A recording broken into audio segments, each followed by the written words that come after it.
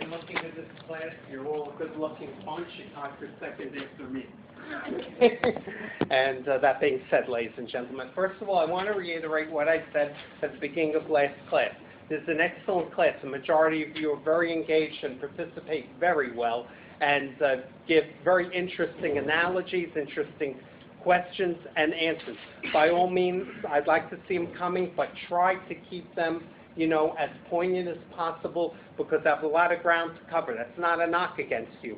You've been so virtuous that I actually have to contain some of that. Okay? Now, ladies and gentlemen, where we left off last time, we had talked about basically the Achaemenid Empire, and most satraps were nobles, and subdistrict officials, those serving under the satraps, were usually local notables. Okay? So you know that most of the satraps were Persian. They were Iranian nobles, but the people that served under them usually tended to be local notables. And this was easy for them because it would make the rule seem less alien.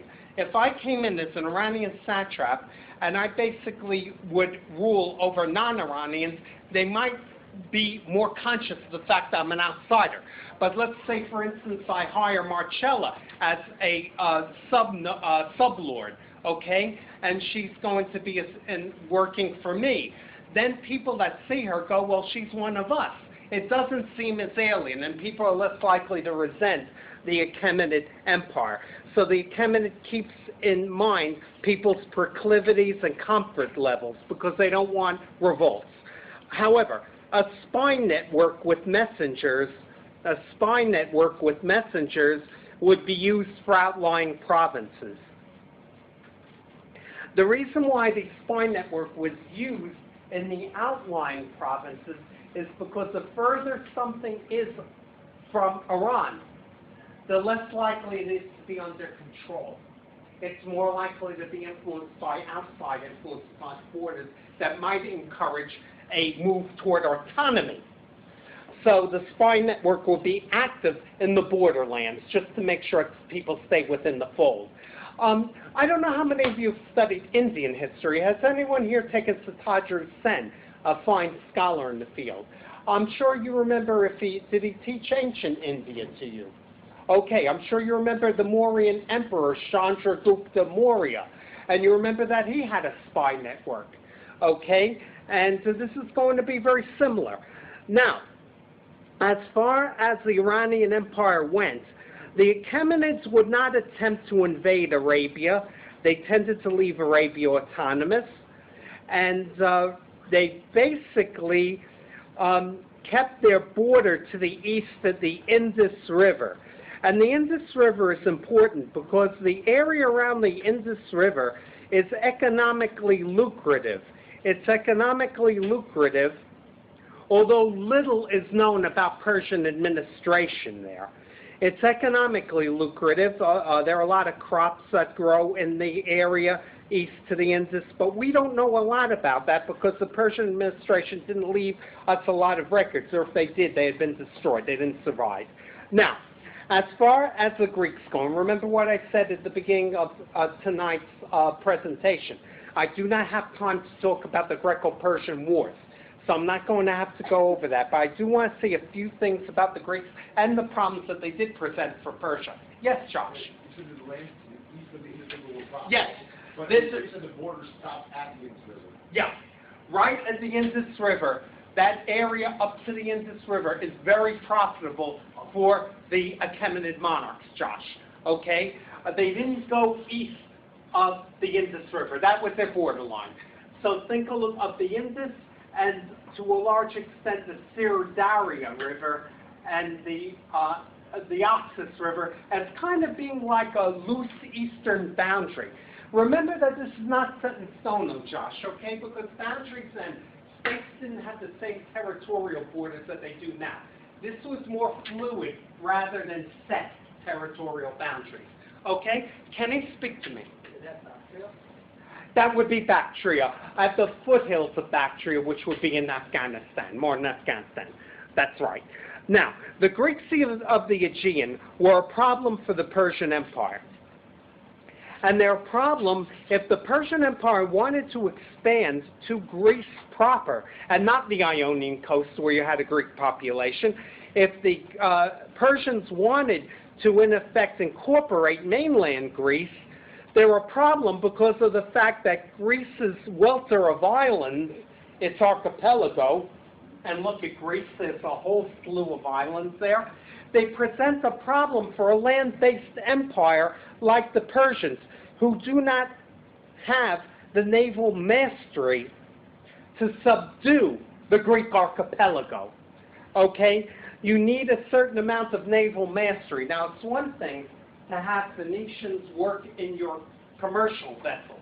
It's another thing to create an effective war fleet. Okay? So let's differentiate the two, so this way you'll understand exactly what is being said. Then there's another problem that Greece presents. It's a problem that exists for the Greeks themselves. The mountainous topography of the Balkans will inhibit any tactical and strategic advantages. The mountainous topography of the Balkans will inhibit any tactical and strategic advantages that the Persian army normally enjoys. So if Persia has to feel that they need to exert hegemony over Greece, they're going to have to do it through diplomacy. And the diplomacy tends to be of a divide and conquer type of thing. And I will tell you that the Achaemenids themselves will also hire Greek mercenaries, Greek soldiers for hire, because they had a reputation of being very effective. So they're good as auxiliary troops. I apologize. The Persians hired? That's correct. Okay. That is correct. Speak to me, yes. So Paul. what is the time period? We're talking about the early 500s, late 400s BC. Okay? Now, yes. I know the Parthians in Macedonia, one of these guys kept switching sides depending on whoever. Oh, totally.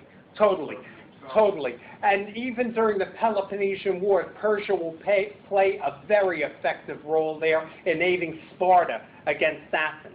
And it's that divide and conquer type of tactics. Those tactics will be used basically quite a bit by the Persians, who are looking to keep their enemies divided and fighting each other. Samina had a question, and Josh. The Achaemenids and the Persians, are they the same thing? Well, remember that all Achaemenids are Persians. Not all Persians are Achaemenids. Think of the Achaemenids to Persia like you would think of what the Tudors were to England, a ruling dynasty. Okay? And Josh, you had a question or comment? Yeah, so what is the divide and conquer strategy exactly? They would take sides on one Greek group against another, usually the weaker one. So this way they can keep the stronger one basically at bay. They're going to make sure that they're going to try to make sure that no massive power comes out of Greece. In the end, of course, they're going to be unsuccessful. Macedonia's growth will, of course, lead to the actual downfall of the Achaemenids.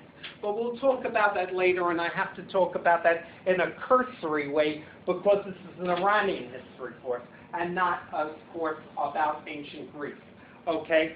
Now, that being said, the Achaemenids will find the most daunting resistance in the steppe region to the north. And this will be in the form of the Sakas, or the Scythians. Remember, these are steppe nomads who originally, basically, the Persians and the Medes had come from, the Indo-European steppe invaders. And these are the ones that elude a sedentary lifestyle. These are the ones that are still nomadic. And they tend to create a problem. The Sakas or Scythians create a problem for the Persians because of the fact that they're highly mobile and highly elusive. Okay? Exactly, like bandits. What they're going to do is they're going to raid the fringes of the Achaemenid Persian Empire. They're going to loot. And by the time the Persians can organize an effective army, they've already disappeared into the vastness of the Eurasian steppe. Okay? So it's basically a very, very big problem. And what's that? That's correct. It's very similar, if you know Chinese history, to the way the Xiongnu had operated in the north of China with their raids on sedentary Chinese civilization, if you're familiar with that. Now, those steppe nomads that were physically closest to the Achaemenids will make a half-hearted submission. Okay? So the ones that are closest to the Achaemenids will make a half-hearted submission, while those that are further away will stay vigorous in defense of their independence. So they're the ones that are going to engage in military confrontation with Persia more. Okay? Now, for the official language of communication in a polyglot empire, not everyone knew what would be called, a Gothic Avestan. They didn't know the ancient Persian. So the Persians would try to accommodate people living within the empire by taking on a language that most people understood throughout the Middle East especially, and this is a Semitic language, it's Aramaic. It's the language that Jesus Christ would have spoken. Okay? So Aramaic is going to be basically the common tongue and the language of official communication for the Achaemenids. Yes, Ken? It's going to basically be Darius that would favor it for use in commerce. Now, Is that the Aramaic with Hebrew lettering? that's exactly right. Okay?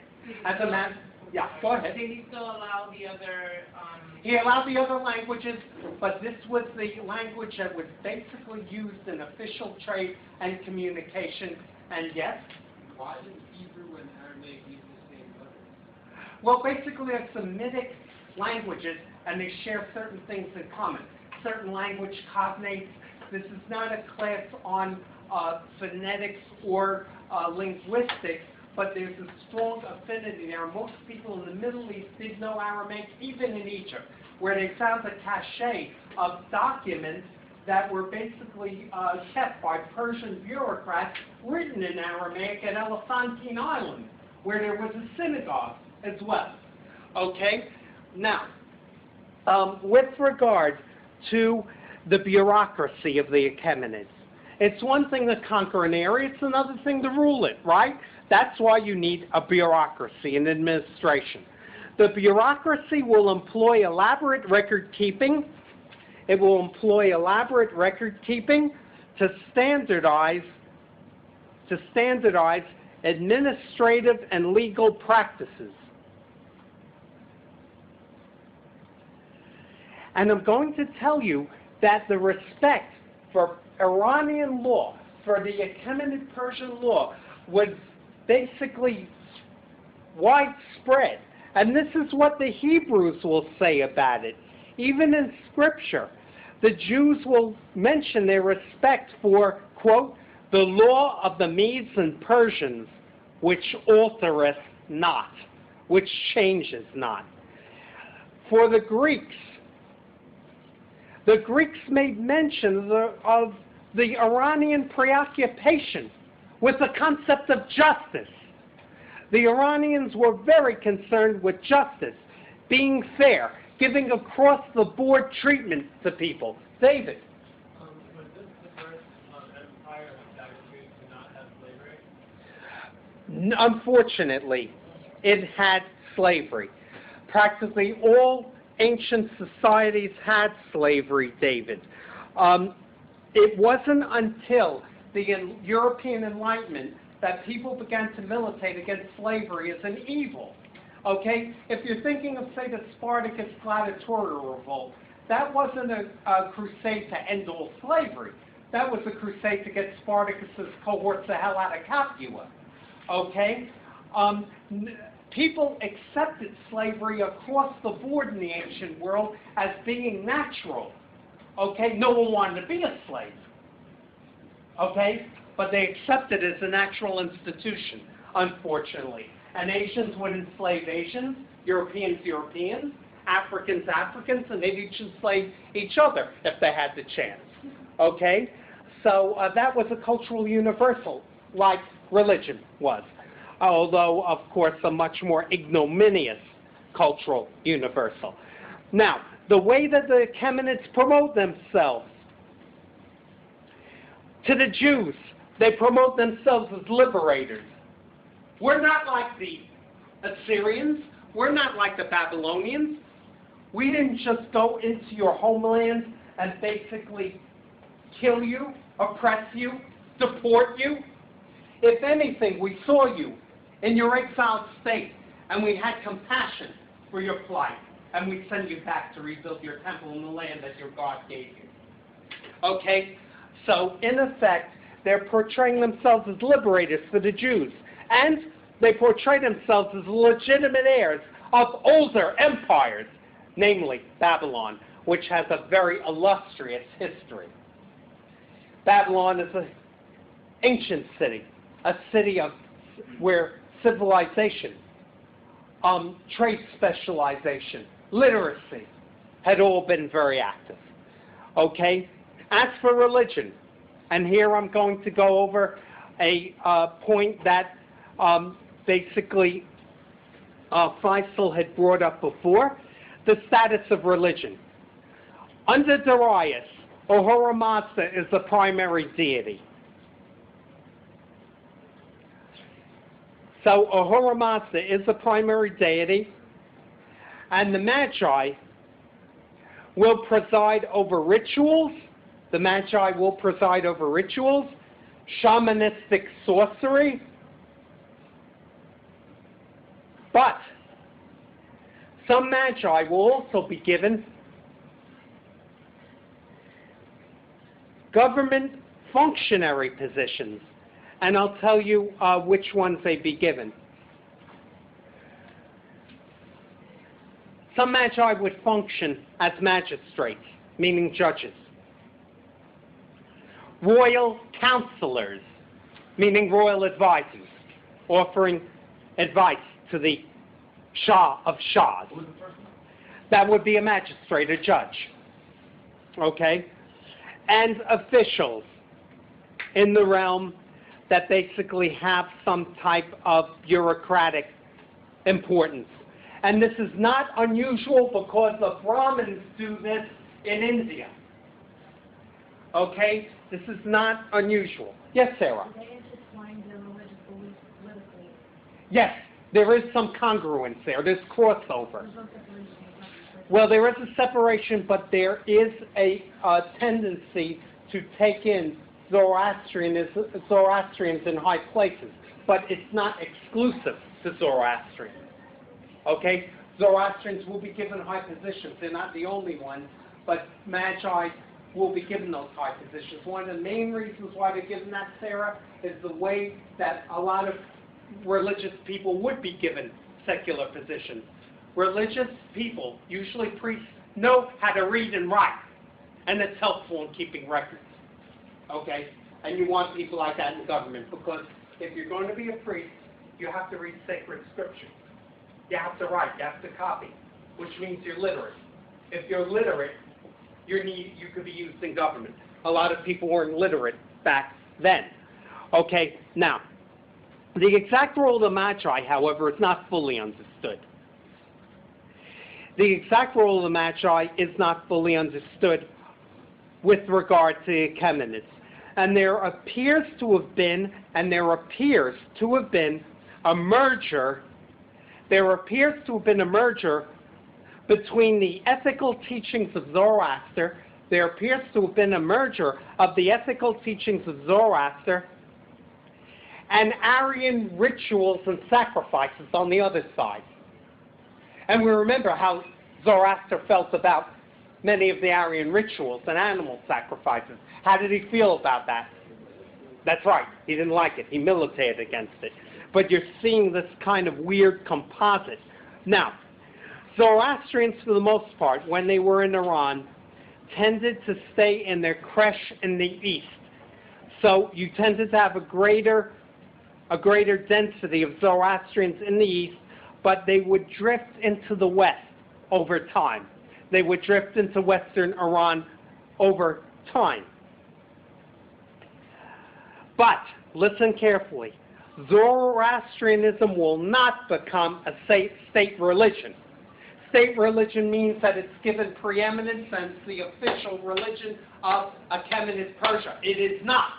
It will be the official religion of the Sassanians. We'll get to that later. Okay? Now, basically, you're going to see the Sassanids adopt a state church of Zoroastrianism later, and now I have to conflate the Achaemenids. I do not have time to go over Darius, Xerxes. I don't have time to go over the Greek invasions, the Greco-Persian Wars.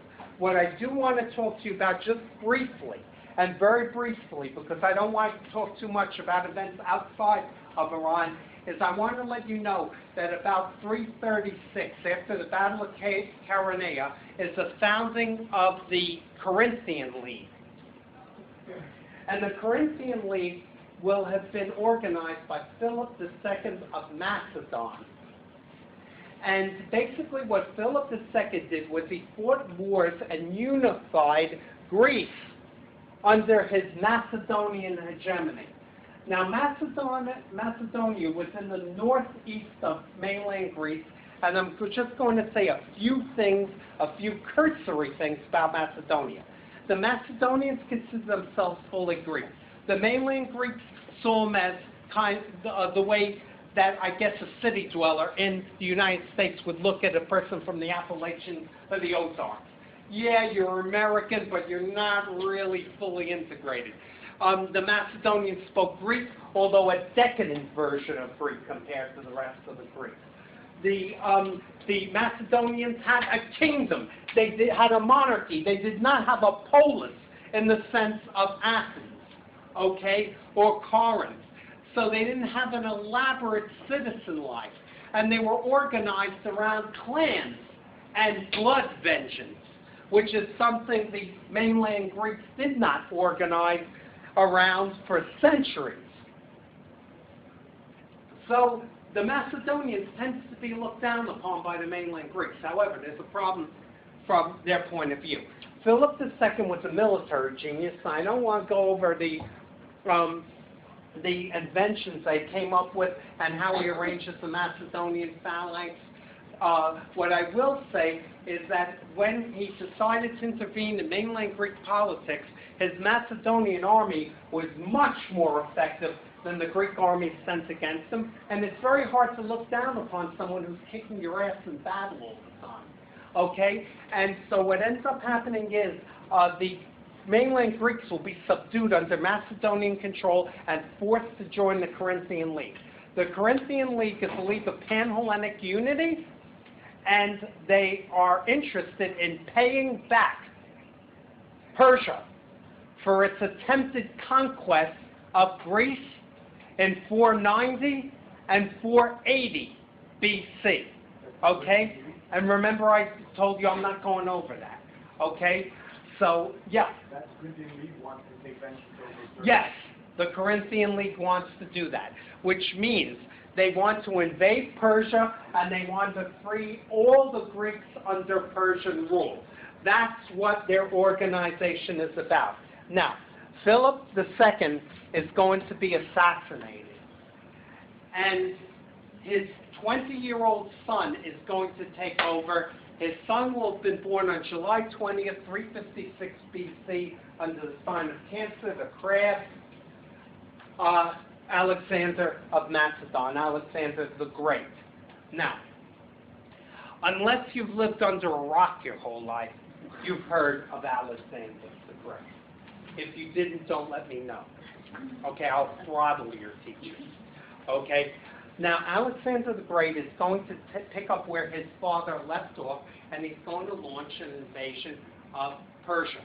For reasons I don't want to get into, the fellow that's going to be the Shah for the Achaemenid Persian Empire is a fellow named Darius III. He's not really a bad ruler. However, he is not a good military man. Darius III will lead his troops into battle against Alexander the Great in 331 and 333 and 331. You don't have to take it down. The battles of Issus, the battle of Gaugamela, okay? And basically what's going to happen is Alexander the Great will defeat Persian armies that outnumber him 3-1. Okay? I don't want to go into how he did this. It has to do with an incredible amount of human psychology and the cowardice of Darius III, who actually fled both battles when Alexander the Great moved in on him. So when he fled, basically the Persian army lost its unity and coherence, and when an army loses its unity, they lose the battle. So in effect, in 330, the Achaemenid Persian Empire is conquered by Alexander the Great's Macedonian troops. 330. Now, Alexander the Great has a respect for Persia. He's a complicated person. On the one hand, he seeks revenge against the Persians for their attempted invasions of Greece. On the other hand, he does admire their culture. I'm going to tell you that unfortunately he's going to be responsible for destroying the capital of Darius the Great at Persepolis. He will in effect have it burnt. Historians argue whether this was intentional or not. I don't want to go into that, but basically it's burnt and Persia falls under Greek rule. Okay? However, Alexander the Great realizes that the Persians had, a lofty empire, and he's actually going to force the marriage of some of his Macedonian Greek soldiers with Persian wives. Okay? 10,000 marriages arranged. Okay? Now, the idea was for Alexander to create a universal empire that's going to be loyal to him.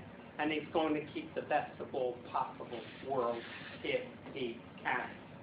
For the most part, Alexander the Great, as you know, is going to continue his wave of conquest, and he's going to take his troops 10,000 miles away from where they began in Greece to the Indus River in what would be modern-day Pakistan. And his troops begin to mutiny against him. He comes back to Babylon, where he spends the rest of his days getting drunk and nursing a sucking wound that he had taken from an arrow to the lung when storming an Indian fort. Okay? So Alexander the Great, this great conqueror that created a huge empire and dealt a death blow to one of the world's great empires, will die at the age of 33 in the ancient city of Babylon. Now, yes? So you say he took over at 40? I never said that. 14? A fort. F-O-R-T. Okay. How old was he when he took over from his father? He was 20. Right. He was born on July 20th, 366. He dies in 323. Just out of curiosity, when you said that he forged arranged marriages, did it work? Well, let's put it this way. Some of the Macedonian Greeks that were married already had Greek wives at home, so they weren't all that happy about it. And regardless of the fact that a woman could be physically beguiling, and many of the women that were married off were very young and attractive, they weren't wizened old crones, where, a young soldier would go, basically, see you when you're not wearing your dentures or whatever. But for the most part, what's going to happen is that the troops of Alexander do not like this, and they don't like something else. Alexander is beginning to portray himself the way a Persian Shah would, and he's going to require of his troops, you don't have to take this down, but the practice of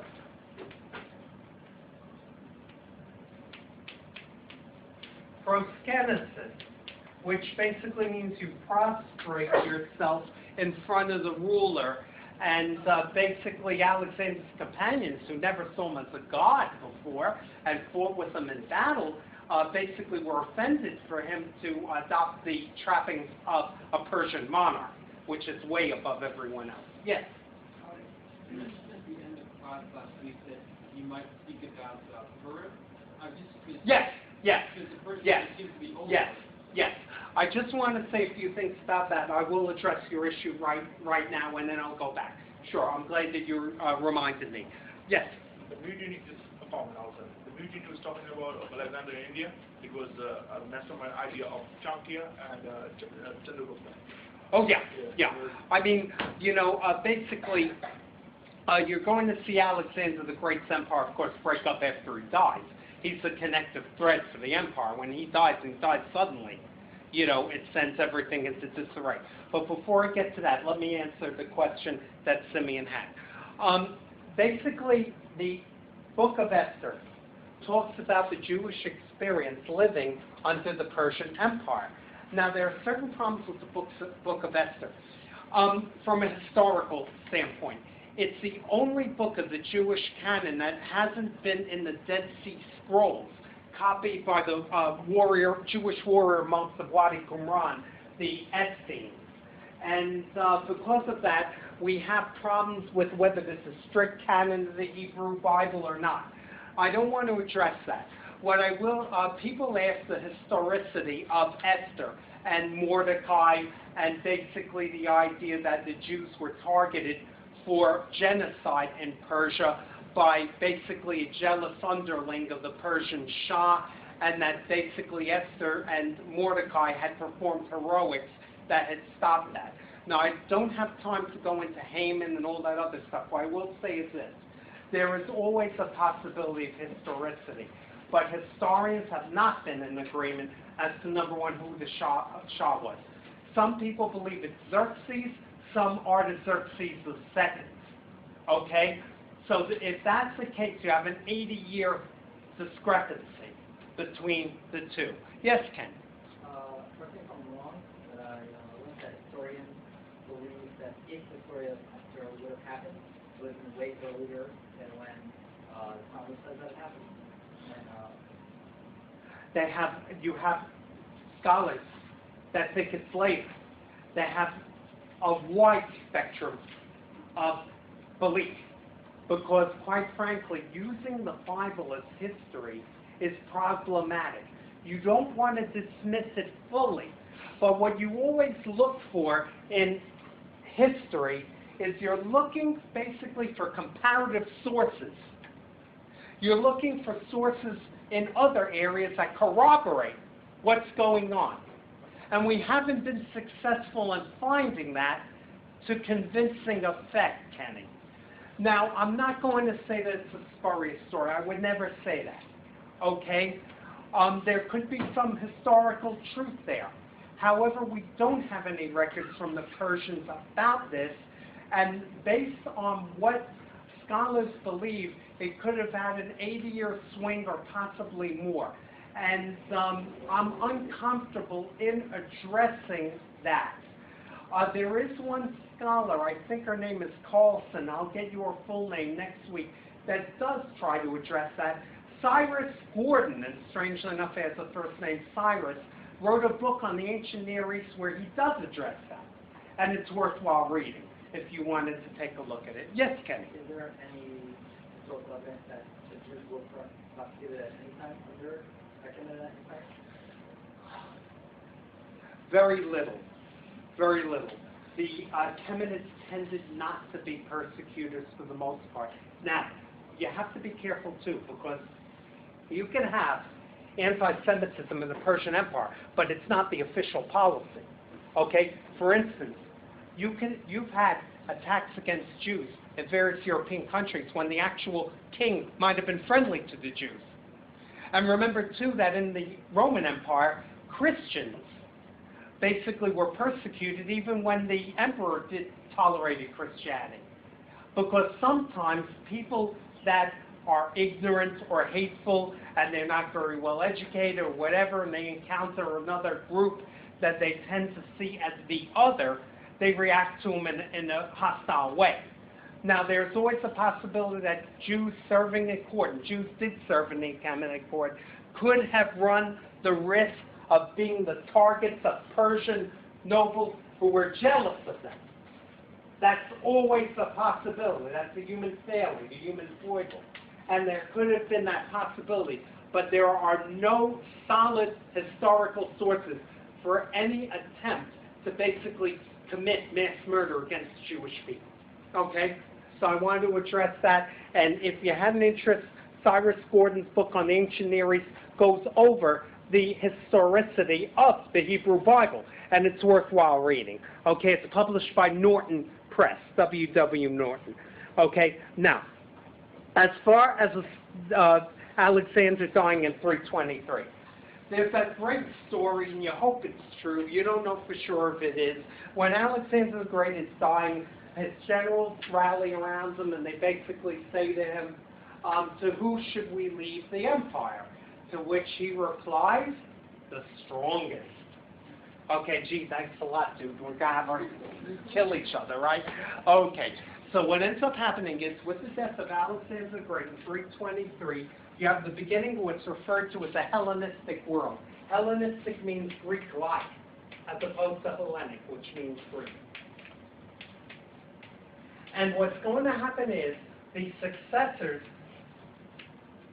of Alexander the Great, who are his generals, will each fight each other to basically take over a remnant of his empire. And basically, these wars are called the Wars of the Diadochi, which is Greek for successors. Okay? The fellow that's going to take over a large swathe of Persia will be Alexander's general Seleucid.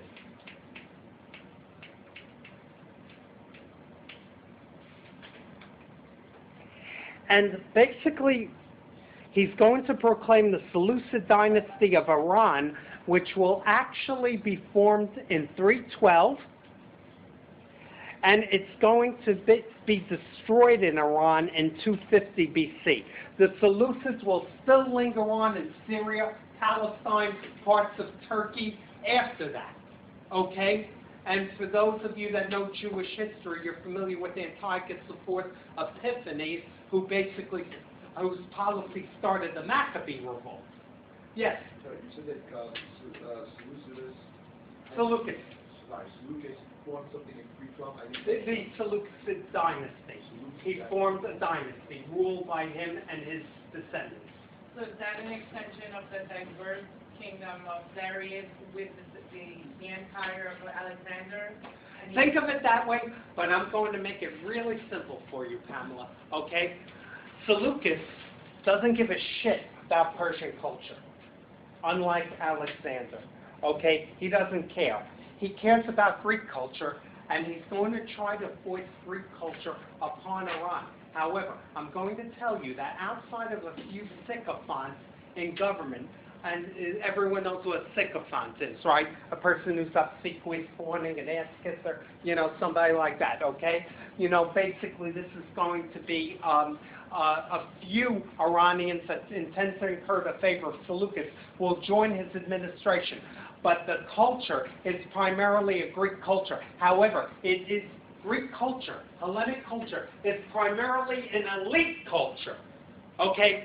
Think of what its writings are. You have Herodotus, you have Thucydides, you have the dramatists like Aeschylus, Sophocles, Euripides. You get philosophers, Plato and Aristotle. It's a strong, what would be considered elite culture, dealing with academic subjects that the majority of people don't know a hell of a lot about and don't give a damn about. The majority of people in Seleucid Iran are worried about their daily life, feeding themselves, clothing themselves, things like that. So what I'm telling you is that Hellenic culture does not make its way down to the average Iranian. It's seen as an alien culture, and the Seleucids do not get much loyalty because they're seen as being alien overlords. They're not indigenous to the area. They don't speak the Persian tongue. They speak Greek. And they basically have Greek customs and Greek, of course, viewpoints, including, of course, the Greek religion.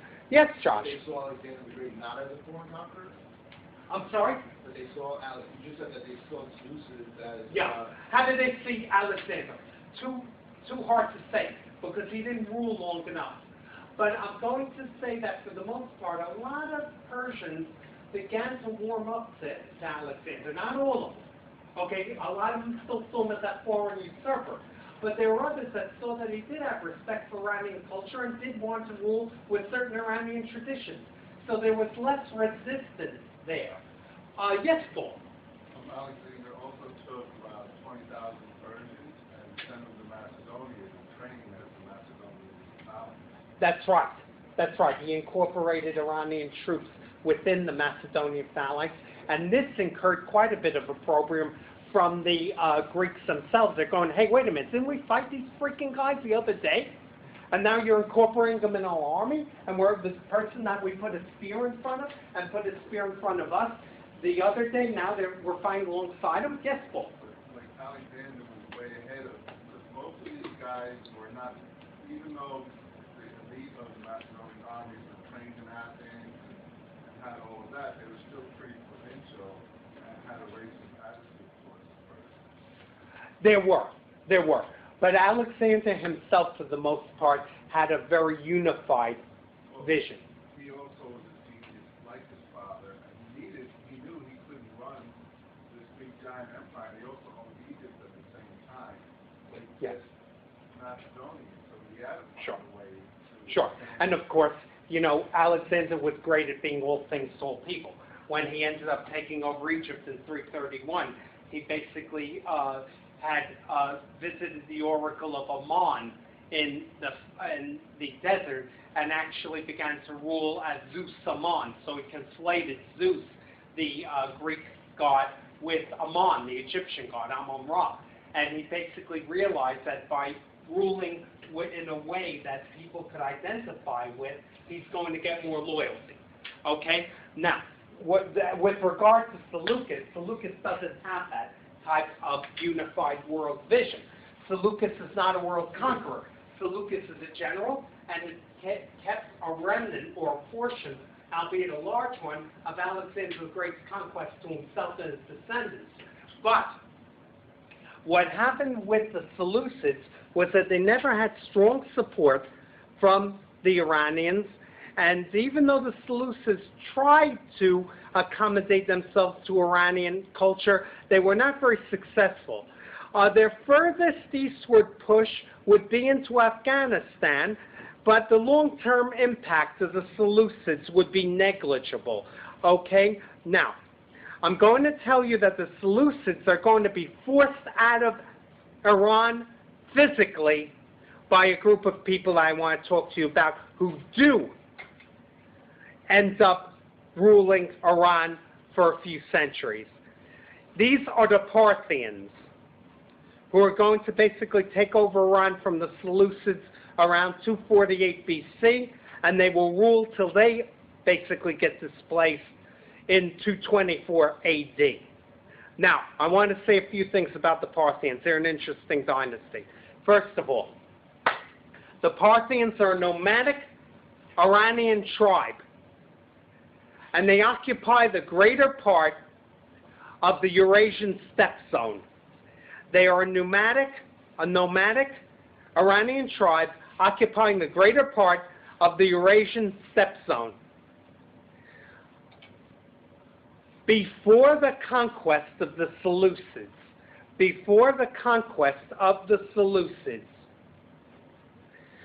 the most recent Parthian homeland, before the conquest of the Seleucids, the most recent Parthian homeland appears to have been south of the Aral Sea, look at the board, and along the Oxus River, right over here.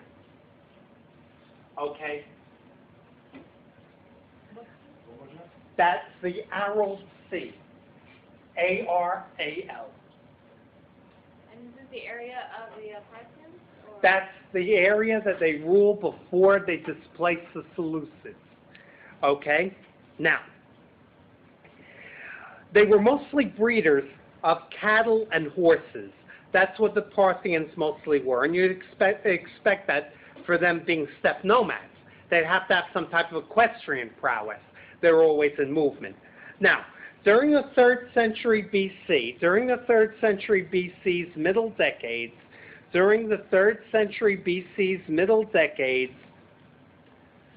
the Parthians will advance into Seleucid territory. The area that I'm talking about will be modern day southern Turkmenistan. It will be modern day southern Turkmenistan, and I'll go to the board, so I'll go to the map, so bear with me. And the Iranian province of Gorgan, and that is located just east of the Caspian Sea in this area. So they're radiating out from here, okay? It's a southward push, okay? Ken? Did Alexander own that before he died?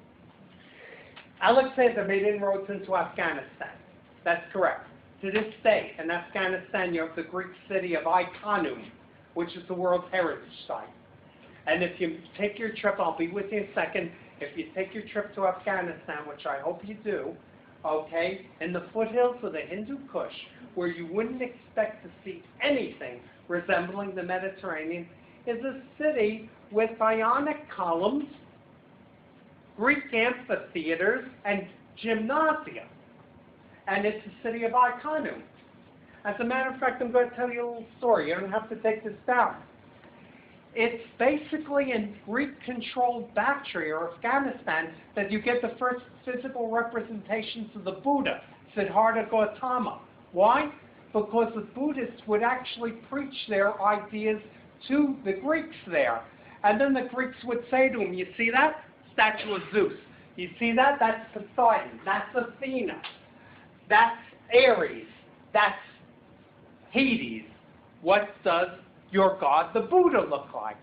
And because of the fact that the Buddhists figured the more like the Greeks the Buddha looks like, the more they'll be likely to accept him, the earliest depictions of the Buddha are in a Greek robe with a mustache and Europeanized features. And if you want to see that, go to the 2nd floor, the Metropolitan Museum of Art in the South Asian wing. And the first representations of the Buddha you see make him look like a Greek gentleman. Okay? This is not the very jolly, corpulent Chinese Buddha who looks like a lot more fun to hang out with. Okay? This is, in effect, going to be someone who looks almost like a Greek philosopher. Okay? Now, basically, Joshua had a question or comment. I'm sorry. So during I was actually the Parthians advanced. This is the middle of the 3rd century BC. Okay? That's when the Parthians are in motion. Now, yes. Yes. Yes. They would technically be very closely related. They're going to be very closely related to the Iranians and Medes and ethnicity. However, there's going to be a glitch, and I think you'll find this interesting. Alexander Seleucus had controlled Iran, and yet they didn't leave a Greek imprint on the population. Yet in the far outposts of Alexander's kingdom, for some reason or other, the Parthians will take in Hellenic culture. And I'm going to tell you that actually when the Parthians make their own coinage, they do it with Greek letters, Greek inscriptions. They perform Greek plays. As a matter of fact, if you're familiar with the conflict between the Romans and the Parthians, you know that the Parthians killed Marcus Crassus, who was one of the members of the first triumvirate at the Battle of Carrhae in 53 BC, and they actually took his severed head and they used it as a prop in Euripides' Bacchae. Okay? Now, I'm going to elaborate on this. Now, first of all, the Parthians are going to be led into the Seleucid area by 2 brothers. One of the brothers will give his name to the dynasty of the Parthians. His name is Arsacid. Henceforth, the Parthians will be known as Arsacid. Arsacid, he's One of the warriors of the Parthians who is going to lead armies against the Seleucids. And he's going to do it with his brother, Tiridates.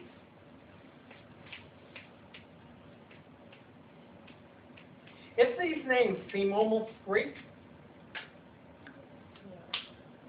there's a reason for that.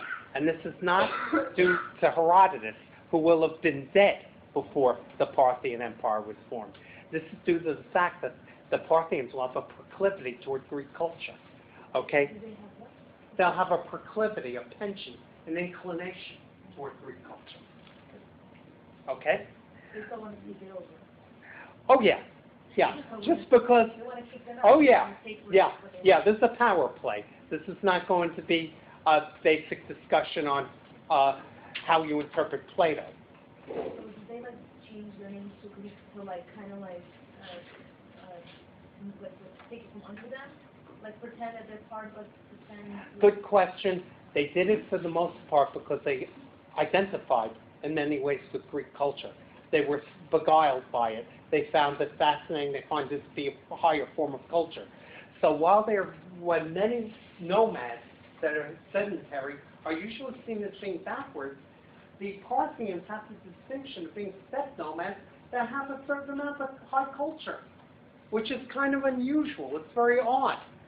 And basically what's going to happen around 248 or so is Arsacid and his brother Tiridates basically fight a battle in 248 against the Seleucids. Arsacid is killed. Arsacid is killed, but his brother Tiridates will continue his advance, and he's going to basically take over the area flanking the Elburz Mountains. So he's going to take over the area flanking the Elburz Mountains, and this is Tiridates, because his brother is killed. So Arsacid is out of the picture now. Okay? This is going to be flanking the Elburz Mountains. So we remember the Elburz Mountains. This is north of Iran, northwest Iran, south of the Caspian Sea. We remember that from our first lecture.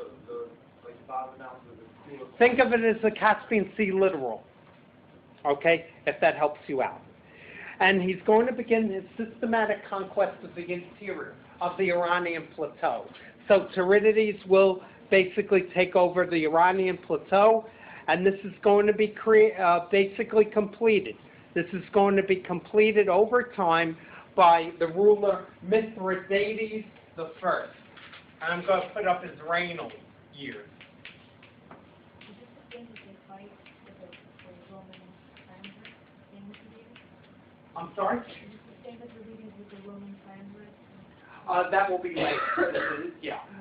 That'll be a little bit later. He is going to have conflict with The them. same one? Yes, he is going to have conflict with them. I'm sorry?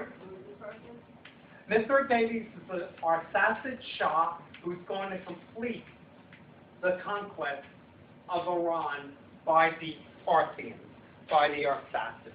Okay, now what Mithridates' kingdom will look like.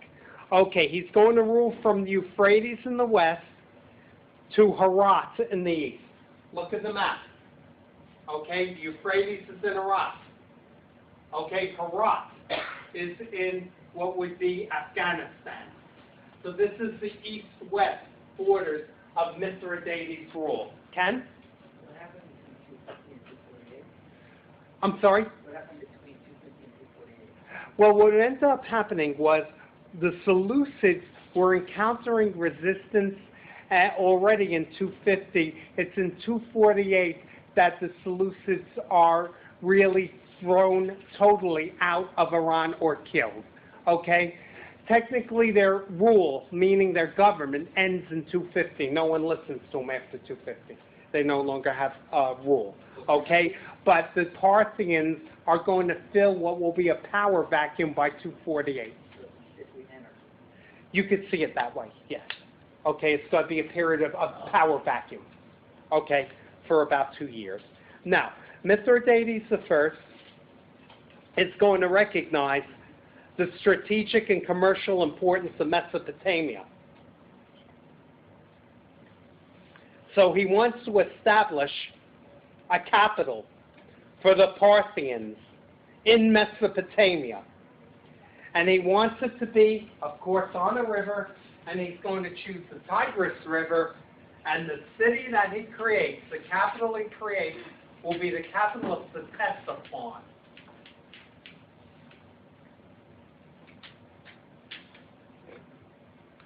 What city is it today?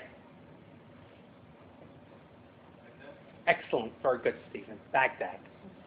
Okay. Now, Ctesiphon is near commercially active areas. The summer capital for the old Achaemenid Persian Empire of Ecbatana will be retained. So Ecbatana will be used as a summer capital, being that Ctesiphon is sweltering. After 138 BC, the Parthian Empire will oscillate. After 138 BC, the Parthian Empire will oscillate between periods of vigorous expansion followed by periods of foreign invasion. So after 138 BC, the Parthian Empire will oscillate between periods of vigorous expansion followed by periods of foreign invasion, ruthless court, factional discord, meaning ruthless court intrigue. There's going to be fighting among nobles, okay, and prolonged civil wars.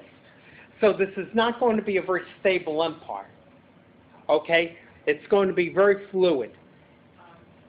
Is it the vigorous expansion that causes that? Yeah, because here's the deal. It's one thing, Pamela, to take over an area. It's another thing to pacify it. And it's hard to be everywhere at once, and we'll talk about the way the Parthians structured their military. Their military was very decentralized, and that usually invites resistance. And I'll explain to you about that later. Okay?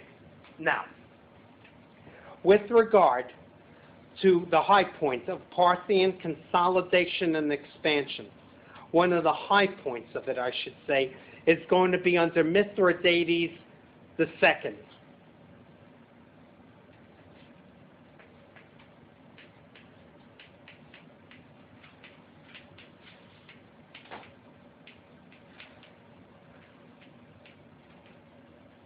And he basically ruled for about 123 to what is it, like something like 82, 87.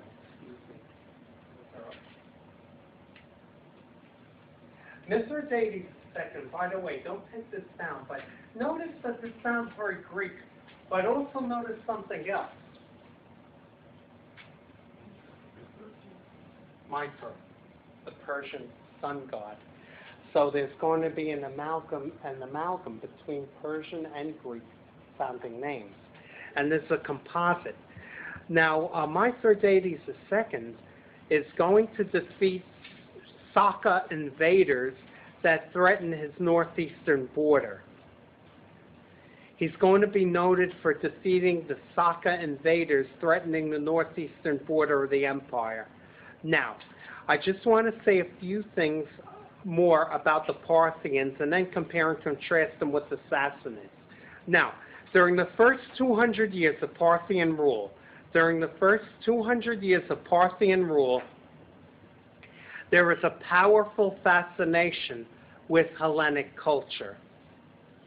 During the first 200 years of Parthian rule, there's a powerful fascination with Hellenic culture.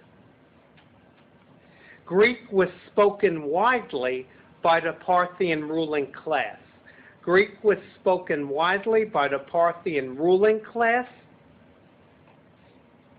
It was used for administration and was inscribed on the coinage. However, this fascination with Hellenism, this fascination with Greek culture will falter. This fascination with Hellenism will falter as a conflict with Rome drags out. So the fascination with Hellenism will falter as the Parthians begin to have conflict with Rome, because basically the Parthians are going to realize with the Romans that the Romans were very close to Greek culture and very alien to them. So this will cause a return to Iranian heritage. This will cause a return to Iranian heritage under Vologeses I.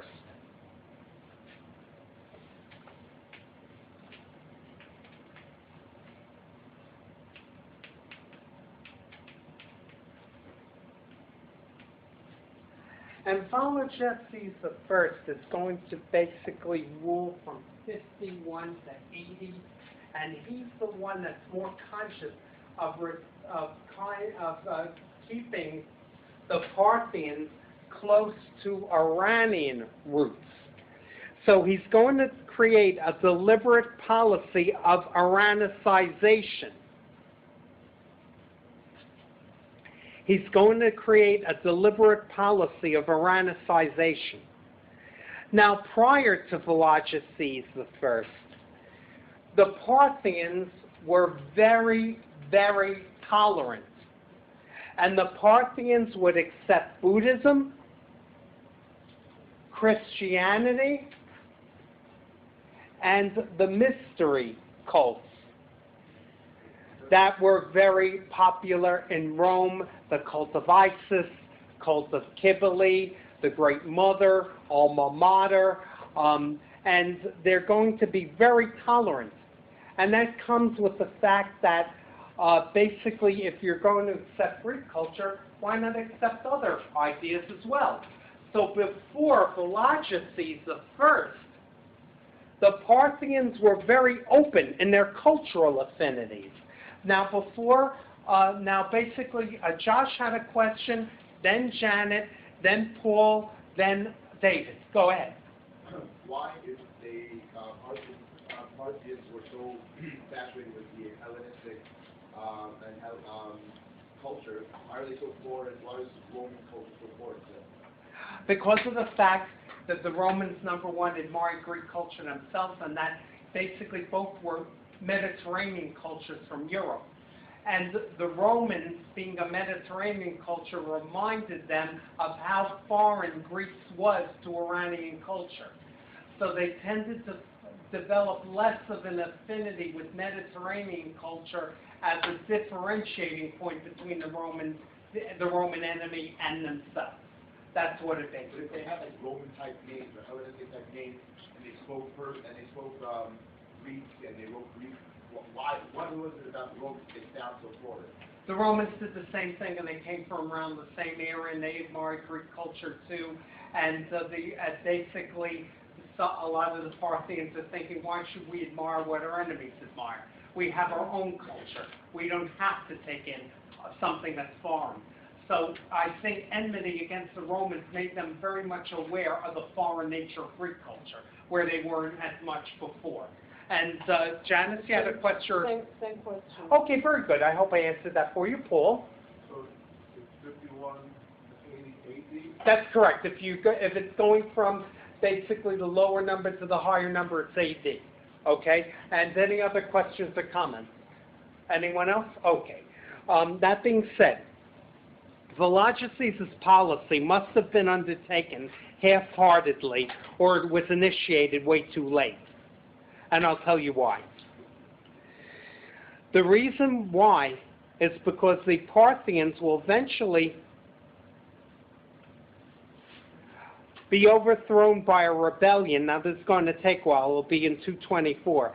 They'll be eventually overthrown by a rebellion which stresses the indigenous origin of its leader and the alien nature of Parthian rule.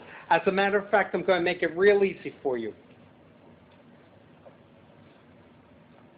basically, there were some Parthians who wanted to stay loyal to Greek culture. But there were other Iranians, listen carefully, other Iranians who saw the Parthians as not being real Iranians because of their affinity for Greek culture. They didn't see them as full-blooded Iranians. We don't care that you come from the steppes. You're speaking Greek. You put Greek on your coinage. We can't read it. We don't understand it. And now you want Iranicization? Guess what? We were Iranicized before you were. We still see you as a foreign or kind of like half Iranian ruling class. Elizabeth? When it came to the transition back to Iranian culture, how long did that take? Okay. I'm going to tell you that it's never fully mastered, and that's the reason why the Parthians will fall. That's one of the reasons why they'll fall. The basic Iranians will rally behind a native Iranian dynasty called the Sassanids, which we'll talk about in a little while, okay, who are seen as indigenous Iranians who basically mirror the pristine culture of Iran itself. Okay, yes? Romans were sort of kind of far distant cousins of the Greeks. And you had many people in Rome that had great admiration for Greece. Even a lunatic like Nero had great admiration for Greece. Now you're a Parthian and you're meeting Romans. Romans, no matter what, would never be fully Greek. And they were not, I mean, you know, they were a drag. Oh, well, you're going to get some Romans that actually think their culture is superior to Greece. It's more manly. Cato the Elder, for instance.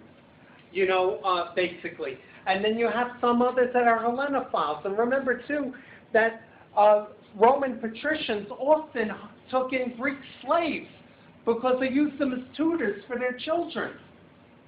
The Greek culture was admired. And if you look at the two major philosophies that the Roman Empire took in, what are they? Stoicism and Epicureanism. And they're basically Greek philosophies that teach you how to deal with pain. Because in the Roman world, you're going to get that. It's kind of like the Japanese adopting Chinese stuff. It never really become. And the Romans, I mean, they were not, they were constantly trying to take them over. They were a lot more sanctimonious and puritanical officially. So they had their dirty stuff. They tended to hide their dirty stuff a lot more than the Greeks. Oh, yeah, but you're still going to have even generals like Flaminius that are great admirers of Hellenic culture. You're going to have people like that, but you're also going to have people like Mummius that sacked Corinth with impunity in 146. So basically what's going to happen with the Parthians is they're going to seem alien no matter what they do at this point. Okay? Now, I want to basically talk to you about the early Sassanids, and then I'm going to basically just listen carefully. I'm going to do a quick overview. Stay with me. Don't go into La La Land. Okay? I'm going to go over some major rulers in the Sassanid Empire. I'm going to tell you how it takes shape, and then I'm going to compare and contrast it with the Parthians and show you the differences. Okay? Now listen carefully. The Parthians are going to be overthrown in 224 AD by a fellow named Ardashir.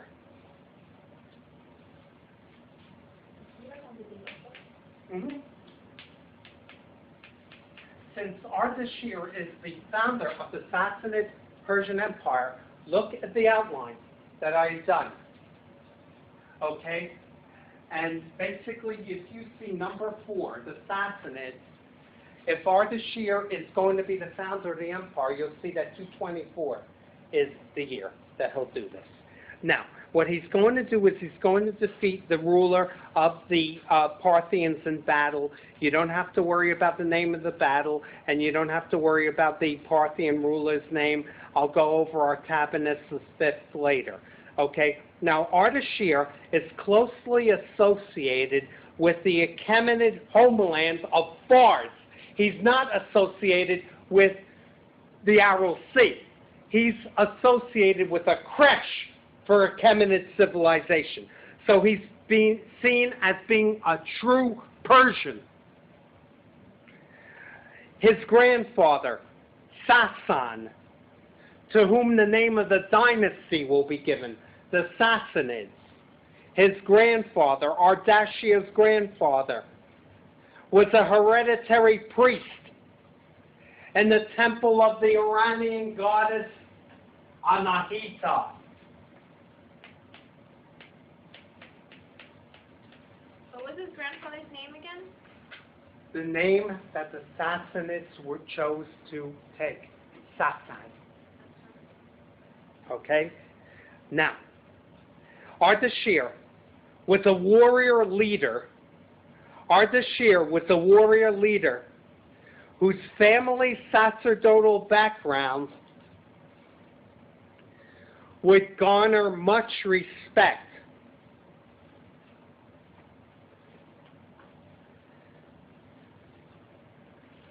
Ardashir was a warrior leader whose family sacerdotal background will garner much respect.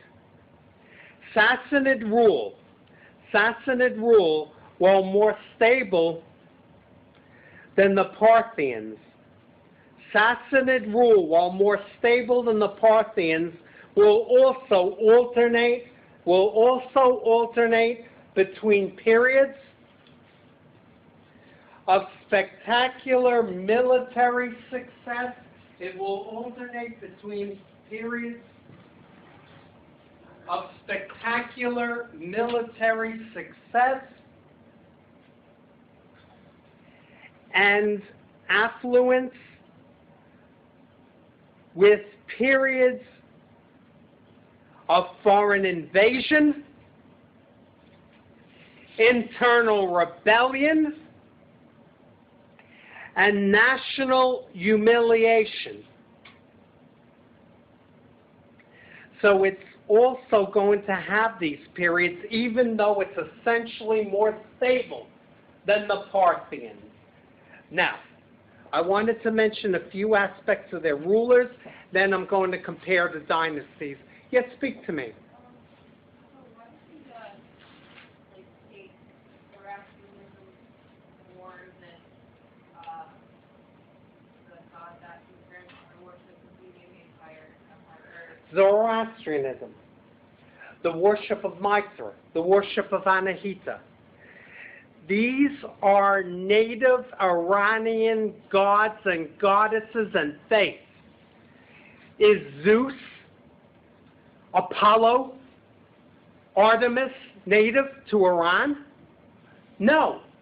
They are Greek, which means, in effect, that they're seen as being alien. One of the main reasons why the Sassanids contest Parthian rule is they're saying that they're foreign interlopers. We're the real deal. We're real Iranians. You look at my grandfather, a priest of Anahita, an Iranian goddess, not Athena, not Hera, not Cybele, not Artemis. Yes, that's right. Basically a water goddess, sometimes invoked with fire. Yes? So, you said that there was like rebellion and then national embarrassment. What was that? Well, there are going to be periods of foreign invasion, internal rebellion, and national humiliation. Okay? What was that national humiliation? We'll talk about that. The reigns of Ardashir, and he reigns from 224 to 239, and his son, Shapur I, who reigns from 239 to 272. The reigns of Ardashir, 224 to 239, and his son, Shapur I, 239 to 272, were periods of various internal consolidation and territorial expansion, as was that of Shapur II, from 309 to 379. You can see that on the board. Shapur II is important. Now listen carefully. The reigns of Ardashir are from 224 to 239. his son Shapur I, 239 to 272. These are periods of vigorous internal consolidation and territorial expansion, as was that of Shapur II. But from the middle of the 5th to the middle of the 6th centuries, but from the middle of the 5th to the middle of the 6th centuries, the Sassanid Empire will be at the mercy of the Hephthalites. You asked about a period of national humiliation. The Hephthalites are known as the White Huns. We'll talk about them in detail later. But they will threaten the frontiers. They will threaten the frontiers of northeast Iran. The Hephthalites will threaten the frontiers of northeast Iran. After the Hephthalite threat, there will emerge a short-lived renewal. After the Hephthalite threat, there will emerge a short-lived renewal of glory under Shah Khusru I.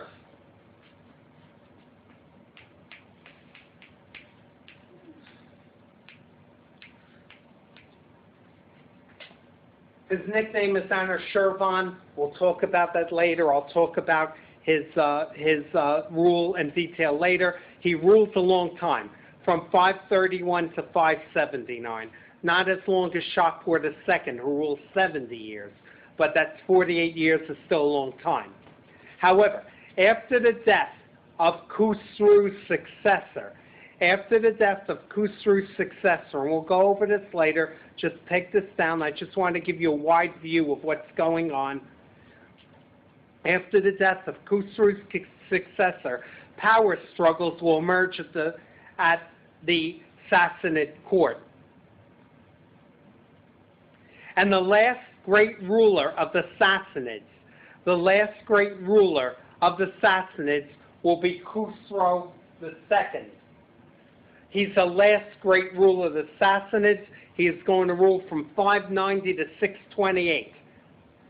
And I'm going to tell you what his reign sees. He rules from 590 to 628.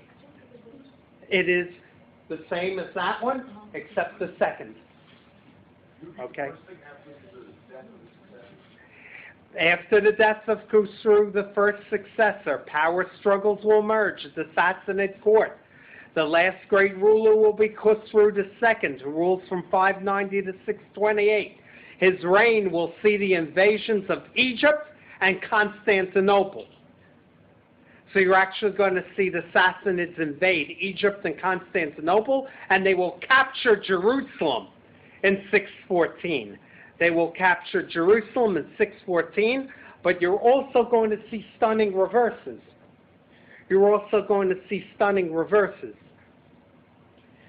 As you'll see, the Byzantine siege of Ctesiphon. You will see a Byzantine siege of Ctesiphon. Did we not go over this? This is the capital that was created by Mithridates on the Tigris River. Yes? The Sassanids the same thing with the Sassanids? Sassanians, Sassanids are the same thing. Okay?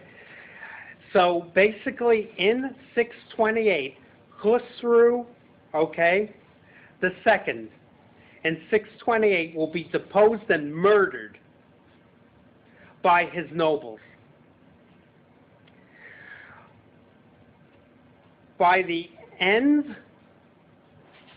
of the 7th century, the Sassanids were done.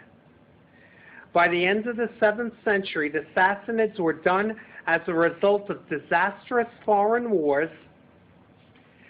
By the end of the 7th century, the Sassanids were done as a result of disastrous foreign wars, onerous taxation, and acute social tensions. Ken? Was the capital Yes, that's correct. Okay? And it was actually a Greek city founded by a Greek merchant called Byzas. That's how it got the name Byzantium. It was changed to Constantinople and was made the eastern capital on May 11, 330 AD by the reigning emperor of Rome, Constantine, who named it after himself. Who else? Okay, I certainly will. By the end of the 7th century, the Sassanids were spent as a result of disastrous foreign wars, onerous taxation, and acute social tensions. As a result of this, resistance to Arab Muslim invaders, will be indifferent and ineffective. Meaning, in effect, that unlike the Achaemenids, who were still a working dynasty before they were defeated by Alexander, the Sassanids were falling apart before the Arab Muslims would hit them and conquer them. Okay? You said the resistance to Arabs? To Arab Muslim forces. Yes? So the social tension was created by the nobles killing heroes? Because, It didn't help. It didn't help, Pamela. It's basically internal problems besides the foreign war. Remember, if you're going to fight a hell of a lot of wars, and the Sassanids are doing this, wars cost money, which means you have to raise taxes. People don't like paying a lot of taxes, especially when they're very heavy. And acute social tensions are going to take place. And we'll talk about those in detail. What I'm doing here, and listen carefully, and I'll answer your questions, what I'm telling you here is giving you a panoramic sway of the way the Sassanid Empire went boom, bust, up, down, and then I'm going to talk to you about it in detail and compare it to the Parthians and show you how they were alike, how they were different, and how the Sassanids will eventually succumb to the Arab Muslim army. So the Arab Muslims, they just came and kicked up the shambles and a lot is like, They filled the power vacuum.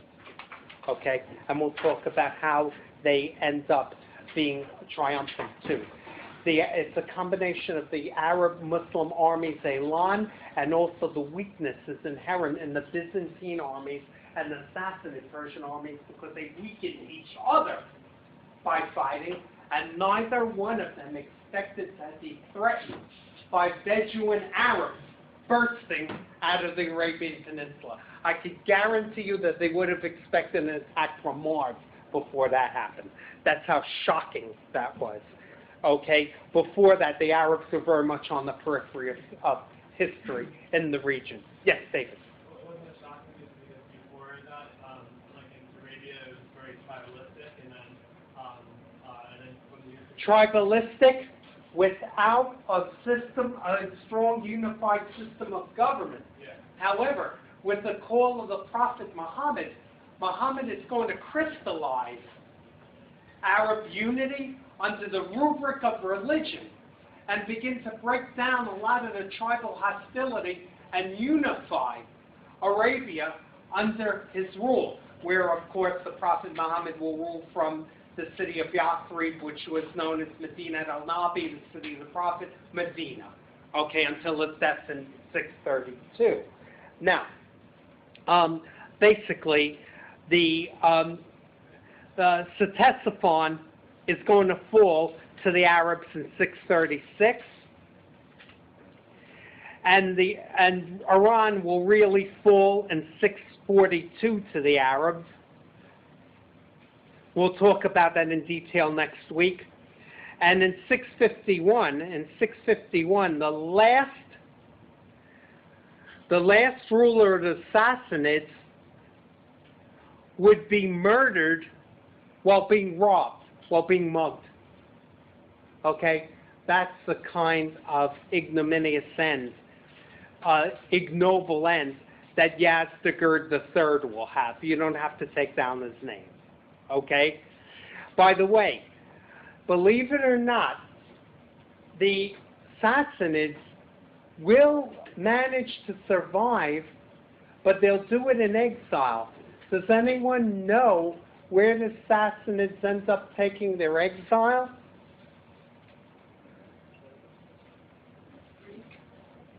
Not a bad guess. Thanks. Byzantine Empire? What's that? Byzantine Empire? No. China. The son of Yazdegerd III, Peruz II, will actually go into exile in Tang Dynasty, China, of all places. And by the way, China will be known for its Iranian merchants that visit there, as well as Muslim merchants too, because of course China itself will become Muslim in certain areas, right? But we don't want to talk about that now. Now I'm going to do comparisons between the Parthians and the Sassanids. I'm first going to talk about the Parthians and then contrast them. Okay, it helps to know how they're different from the Sassanids, how they're the same. The Parthians, and to a lesser extent, the Sassanids, have the emergence of feudal tendencies, where a decentralized royal authority will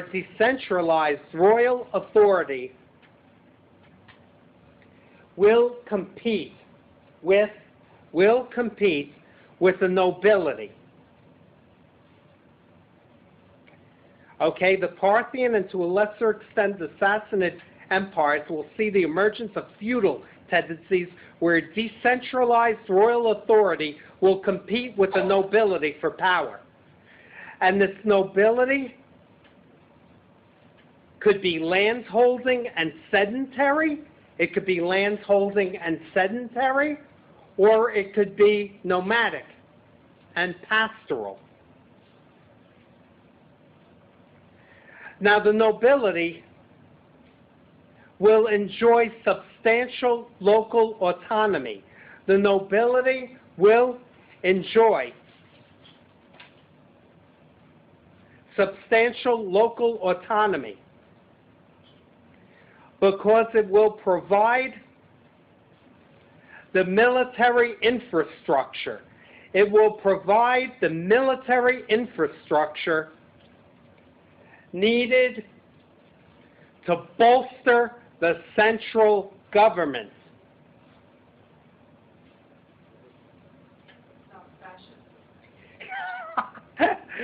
It's interesting that you say that. Basically, well, the fascists would be more inclusive, I think. They would have a stronger control.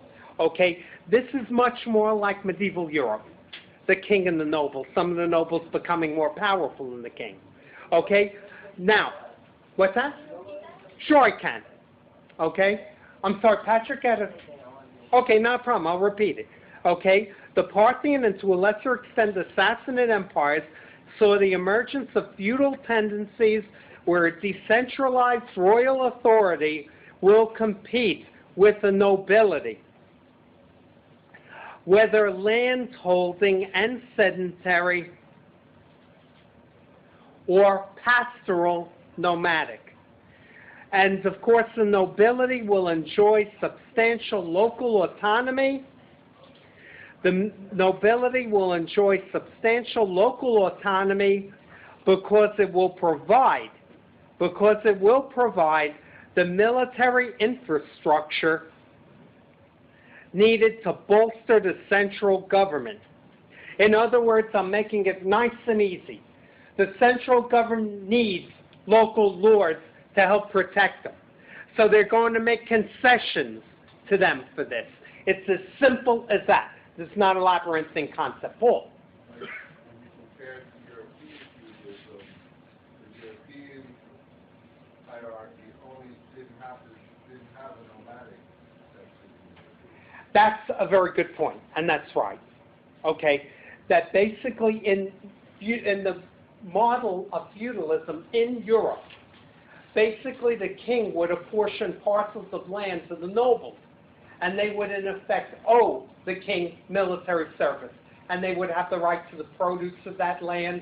They would have contractual obligations as vassals of the king, and that's a very shrewd point that you brought up, and it's a very, very excellent point to make. Before I go on, I want to ask you a question. I know there are a lot of people that seem to have to go to the bathroom tonight. I was wondering if you would prefer that I basically teach till 9:20 and just give you a break to go to the bathroom. Would you prefer that? You would not? Then go to the bathroom before class or after it, not during, okay? Otherwise, I'm going to keep you here till 9:20, all right? Don't pull this shit with me. I told you about that before. Now, basically, for this reason, for the reason that I mentioned before, the nobility or a part of the nobility will intervene in the affairs of the empire whenever the central government will appear to be weak. For this reason, the nobility or part of the nobility will intervene in the affairs of the empire whenever the central government will appear to be weak in order to promote its particular local or class interests.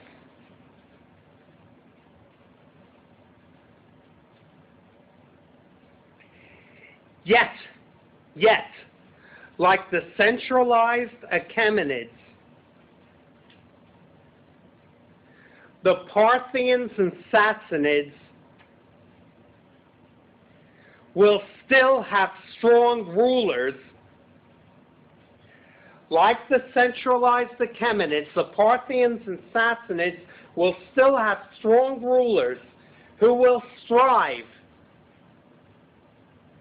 to impose their will upon a refractory nobility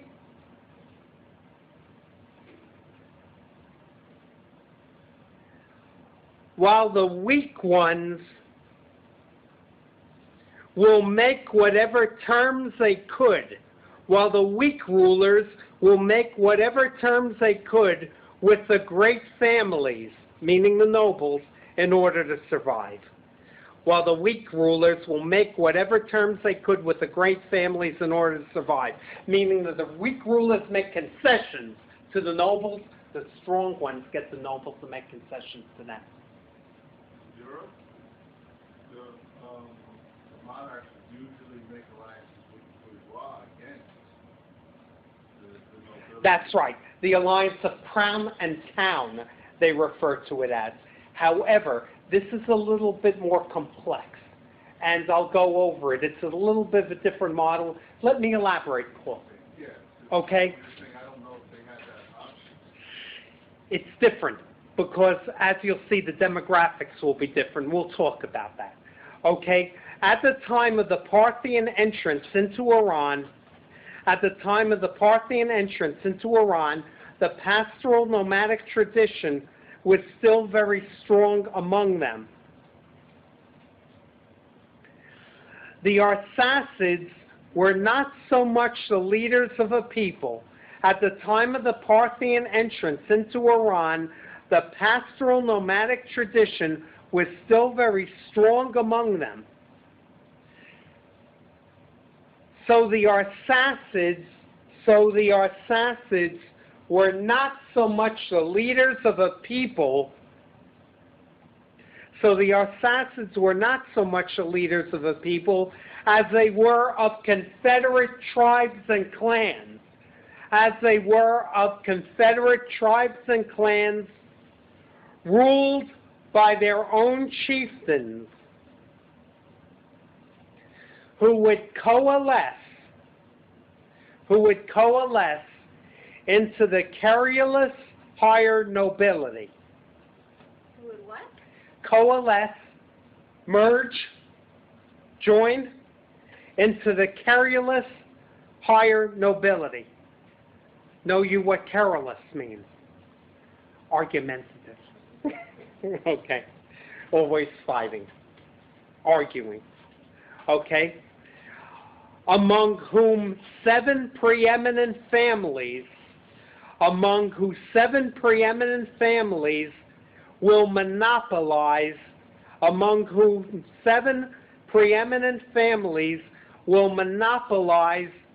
provincial governorships, the high office posts. So the seven preeminent families will monopolize provincial governorships, the high office posts, and the military commands.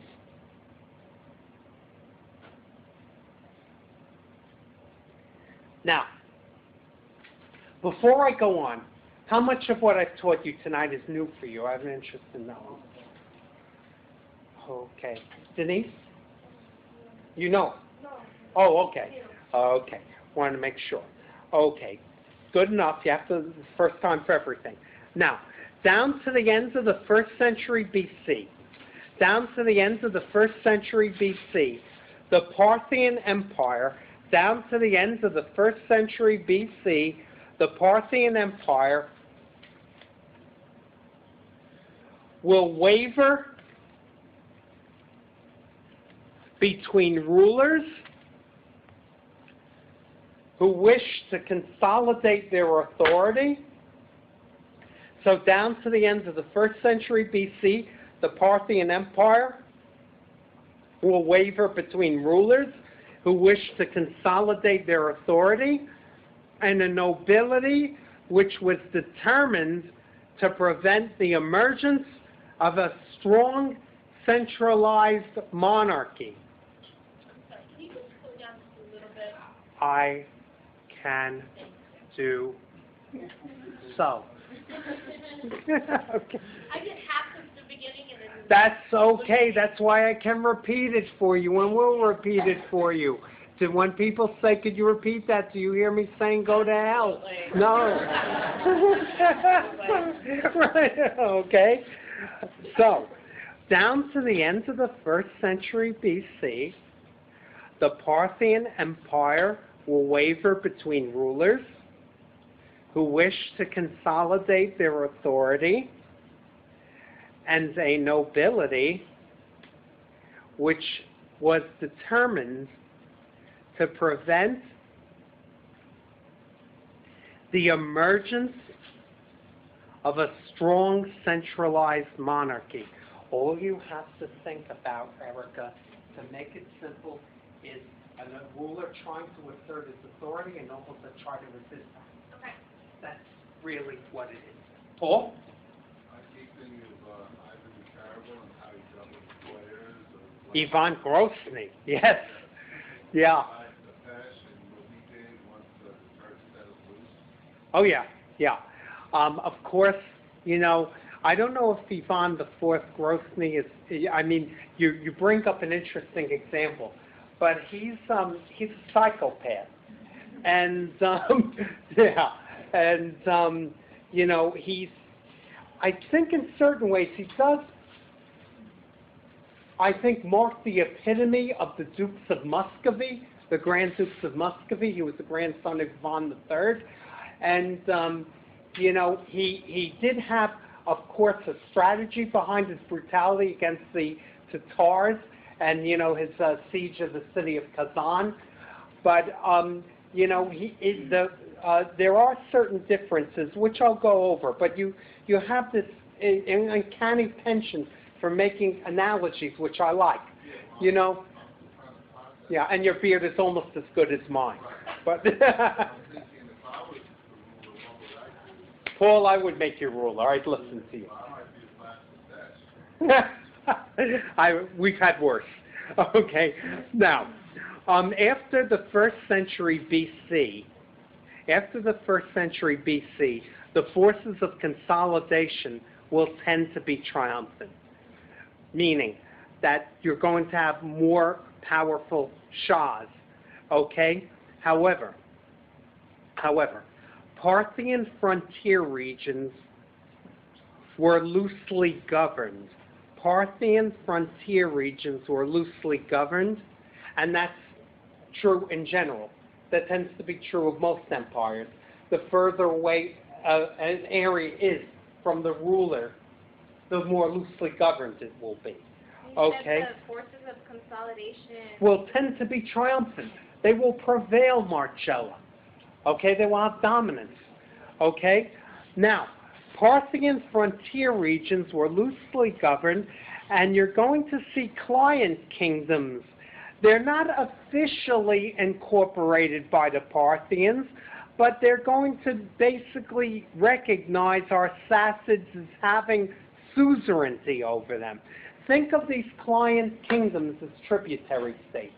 They're going to rule themselves, but they're going to contribute military levies and pay tribute to the Iranians. Think of it that way. Right, an extortion racket. And one of these client kingdoms is Armenia, which in 301 AD will have the distinction of becoming the world's first Christian kingdom. Okay? Yes, Lawrence. Of Armenia, 301 AD. Okay? Now, I'm going to tell you that during the 1st century AD, the Parthian Empire will have lost all of northwest India, as well as Bactria, Afghanistan.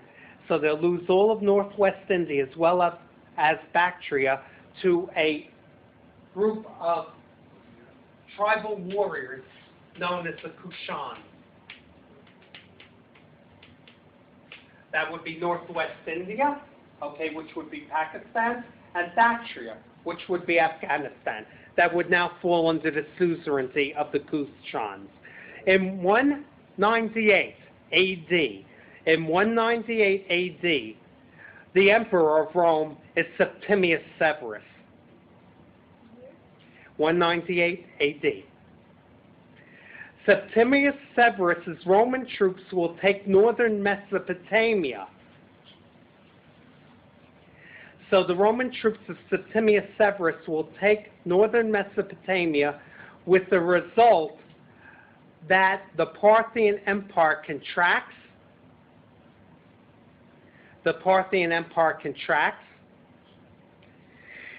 And feudal vassals, the feudal vassals of the Parthians, the feudal vassals, meaning the nobles, will retreat into fortified enclaves.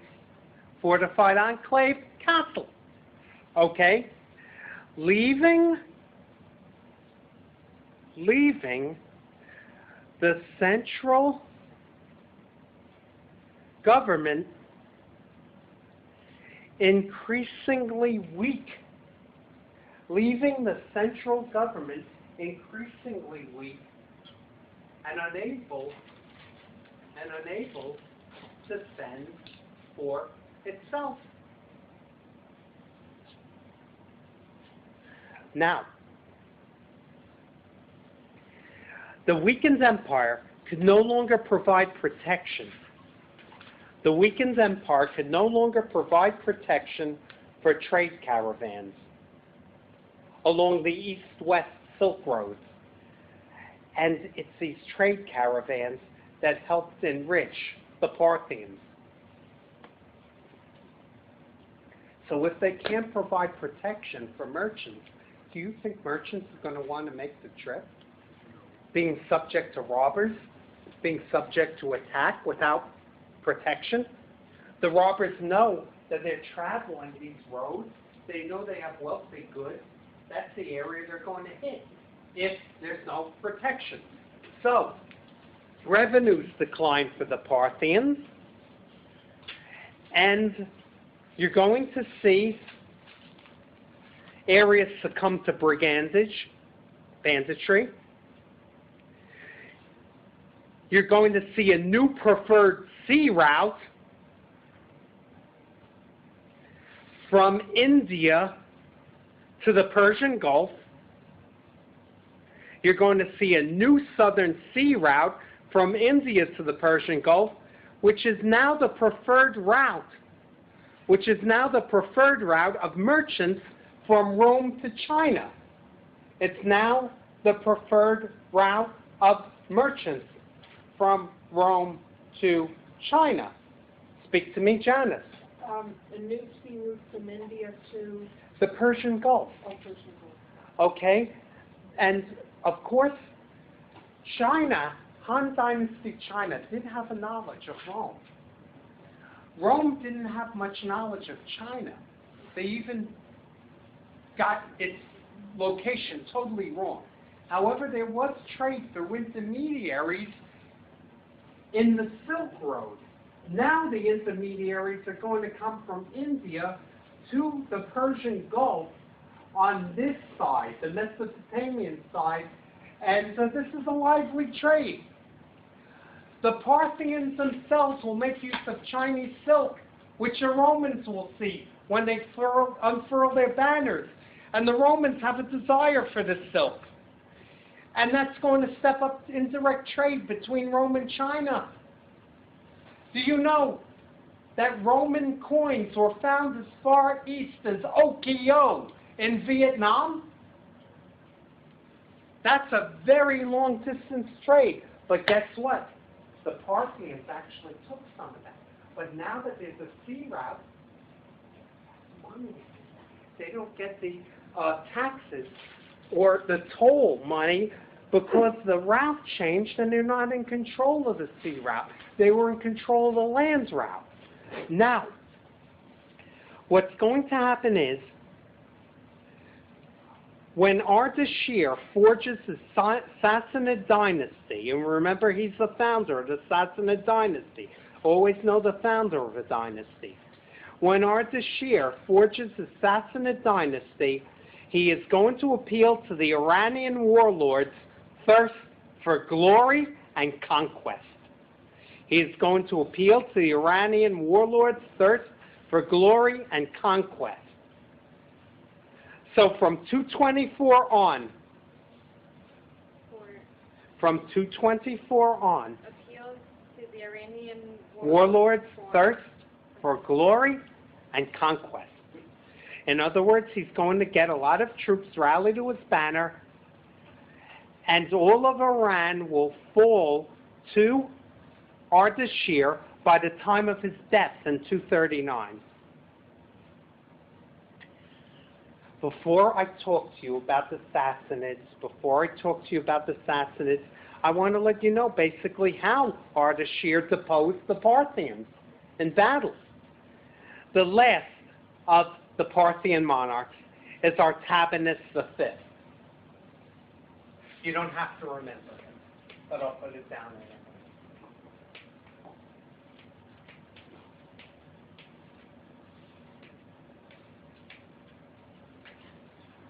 Achaemenid is going to employ Ardashir as one of his noble warlords, but Ardashir doesn't identify with Artabanus. He identifies with the Achaemenids.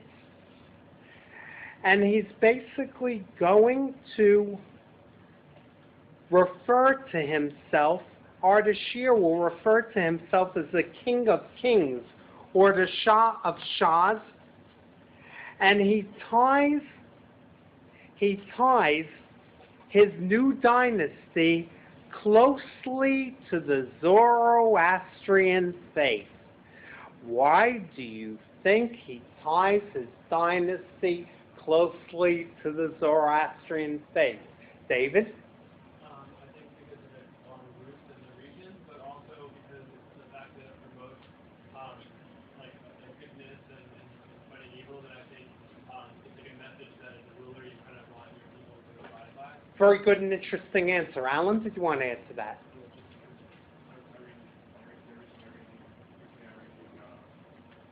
Very much so. Ken? And it's not Greek. Right. It's Iranian religion. Did you want to answer that, Josh? Okay. Very good. So basically, Ardashir is trying to get people to basically back him up based on the fact that he's claiming he's a real Iranian, whereas the Parthians are not real Iranians. Okay, they're phony Iranians, pseudo-Greeks.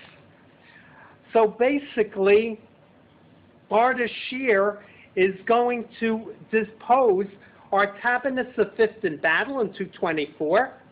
He's going to identify with the Achaemenids. He's going to call himself the Shah of Shahs. He's going to identify with the Zoroastrian faith. And this is what he's going to tell Artabanus V before the battle. When Artabanus V, you don't have to take this down, when Artabanus V tells Ardashir, step down, you're my vassal, I'm your king. Ardashir is going to say, I took over my own land, God gave me this throne. Ahura Mazda gave me this throne and this crown. I hope that I will be victorious over you in battle and take your head off your shoulders. Okay? So he's going to send hardly a very reverent message there. So after Achaemenid is killed in 224, the Sassanid Persian dynasty is now in control. In 226, Mesopotamia will be taken back from the Romans. And the funny thing about the Romans, you don't have to take this part down. The funny thing about the Romans is the Romans basically went out of their way to eliminate the Parthians. I'll be with you in a second. And by eliminating the Parthians, they created a power vacuum which a much more aggressive dynasty and more militant dynasty would take its place. And the Sassanids would be 10 times the foes for the Romans that the Parthians were. Now, Samina, question or comment? The Sassanid Persian dynasty, I don't know what happened to that. They displaced the Parthians under Ardashir in 224, when the last Parthian Shah, Achaemenid, was killed in battle. So, obviously there's going to be some kind of change in the way the Ardashir is going to run, and then you have the Sassanids. So whenever you switch systems, you have to switch religions anyway. It would help, especially if the previous ruler identified with a particular faith, right? You may not want to take on the same faith as the previous ruler. Okay, you may want to differentiate yourself. And what Ardashir is going to do is he's going to personify what other Sassanid Persian monarchs will refer to as Far, F-A-R-R. This is the mystical nature of being a Zoroastrian ruler. The fact that you have like an invisible aura almost about you, an aura of kingship, an aura of invincibility, mythical majesty, which makes him inaccessible to the masses, and surrounded by solemnity and ceremony. David? So during the Sassanian Empire, the Roman Empire goes from the Roman Empire to I guess, the Byzantine Empire. So like the fall of Rome kind of occurs during the reign of the Sassanians. The fall of the Western Roman Empire is traditionally seen as being the year 476, when Romulus Augustulus, little Augustus, is overthrown by a Germanic barbarian named Odovaker, or Odovaker, depending on the translation. But, of course, the Eastern Roman Empire will continue with its capital at Constantinople, and that will fall to the Ottoman Turks on May 29, 1453. Okay, so the Eastern Roman Empire will carry on the Roman Empire's tradition. However, it's going to be Roman in political structure and administration, Greek in language and culture, and Orthodox in its Christian affinity. Yes, Josh? Ardashir had this diaspora of Var. Yes, as do all the Sassanid Persian monarchs. This is something that all of them embrace. So when he defeated the Romans, did they have superior like military tactics, armor? I'm going to mention this right now. Okay? Romans must have free, huh? If you want to know the origin of the medieval European knight, don't look to Europe, medieval Europe. It actually is in Iran that you get the prototype for the armored cavalryman that would be known as the knight. And it takes place under the Sassanid Persian dynasty, and these are cataphracts. What's the prototype of the night? You got it. They're going to wear heavy chainmail armor, an iron steel helmet. There'll be a lance, a quiver with arrows, and the horse itself will be armored. This is way before the Europeans have it, and cavalry has the advantage of being a formidable shock unit for an armed force. Because you see, if you're infantry and you're marching forward against other infantry, they may give way to you.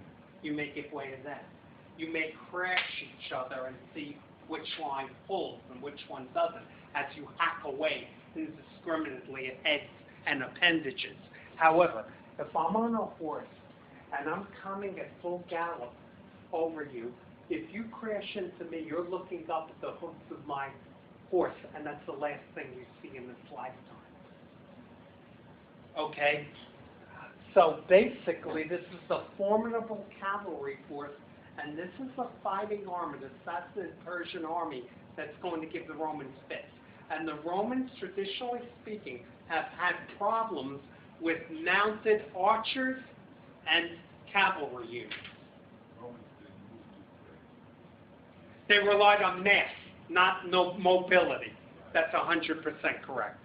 The Roman formation in infantry, usually they might have horsemen, equestrians to protect the flanks, but for the most part they had infantry that basically lined up in the testudo or tortoise formation, shield to shield. You march forward like a walking wall. The Romans tended to be physically shorter than their opponents. If you go to the Metropolitan Museum of Art on the first floor and you go to the armor exhibit and you look at Roman armor, you'd be surprised how small it is. The cuirasses, the breastplates are about this big. Okay, one of the main reasons why the Romans adopted that tortoise formation, shield to shield, was that before that the Celts, who were bigger than them, basically took their swords, and because they were almost sometimes a foot taller, they decapitate the Romans before they even came into striking distance. If you're shorter than I am, and you know this is a boxing match, if you're shorter than I am, I could be on my heels like this and snap the jab out and hit you, and you won't hit me. If you're a shorter fighter, you have to move your head more, get in and under, and hope to get me in the ribs or shorten the gap, okay, to negate my reach. So what the Romans basically did was they adopted a shield from neck to ankle, and they marched forward to protect their bodies and jam the taller opponents so they could stick them in the ribs with the Roman short sword, the gladius, from which gladiator will come. And basically, that's the way it would go down. The cataphracts originate in Sassanid Persia, and that's where you get the origins of the medieval knight. And the funny thing is that the medieval period, or feudal period in Europe, will begin in Asia with the introduction of the stirrup, which keeps the person steady in the saddle. A stirrup enables you to lock your feet into a saddle and take stability on the horse. So this way, when you have your feet locked in there and you're delivering an axe blow to someone's head, you don't fall off the horse. It gives you stability. And the very same thing that ends feudal Europe is going to come from Asia, gunpowder, which basically ends the age of the armored knight. Okay? So basically that's very much true. And basically, with regard to the emblems of the monarchy, we basically know that the Shah in the Sassanid Empire is going to adopt what's known as the kurz. This is a large balloon-like crown.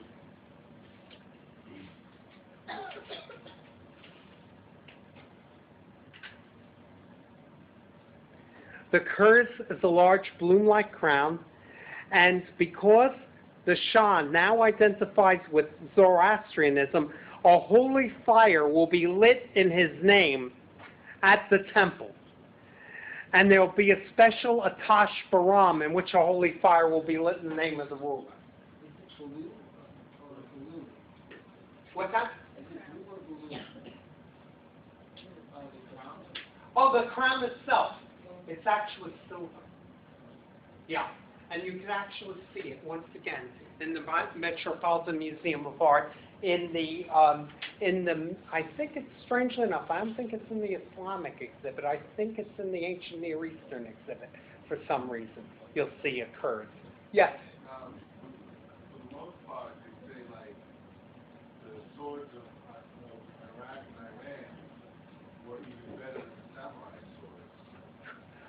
I could go into swordsmanship another time, but they were very effective. They're very sharp, and they were pretty lightweight. Yeah. And a lightweight sword also means that you bring it, that it hits its target quicker. Okay? And, you know, I have an affinity toward that because I'm a collector of samurai swords. And basically, for the most part, being a former martial artist, you know, I appreciate them for decorative purposes, of course. I'm not dismembering my name. You know, I want you to get the wrong idea. But pay attention or else. What's that? Oh, no, they'd arrest me. You're kidding me? In this highly charged atmosphere, if I bring a slingshot to place, I'll probably... Yes. Yes, that's right. So whenever a new Sassanid monarch will ascend to the throne, you're going to get a holy fire lit in the temple at Istikar.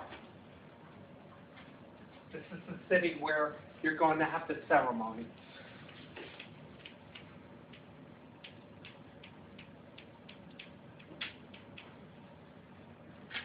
Think of this place, Istikar, like Westminster Abbey for crowning the British monarch, for the stone of Scone crowning the Scottish king. It's a place where you're going to associate, you know, the Shah with his power. Okay, now, events will be dated from the time the holy fire is lit, meaning when Ardashir is basically officially crowned as Shah, you're going to date events like 5 years from the sacred flame of Ardashir. Okay, it's a regnal date. That's how they date time. That's not unusual because the ancient Egyptians would do that during the 3rd year of Tutankhamun, during the 3rd year of Akhenaten. So they had regnal dates. And it's the same thing here for the Sassanids. Now, Ardashir will surround himself with the Magi. And the Magi will have distinctive garb. They're going to wear conical hats and long white robes. Conical, shaped like a cone. You ever see those highway markers when they're doing construction? Looks something like that, not quite as heavy.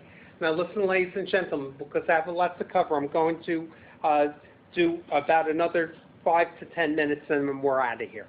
Now, basically, Ardashir is going to associate himself with the Magi. They wear long conical hats and long white robes. Whenever the Shah dies, the holy fire will be extinguished. So whenever a Sassanid Shah dies, the holy fire is extinguished, and a new one will be prepared for his successor.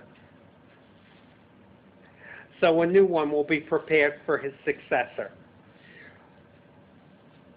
Sassanid coronations will be controlled by the Magi. And the Magi will in turn consult astrologers and oracles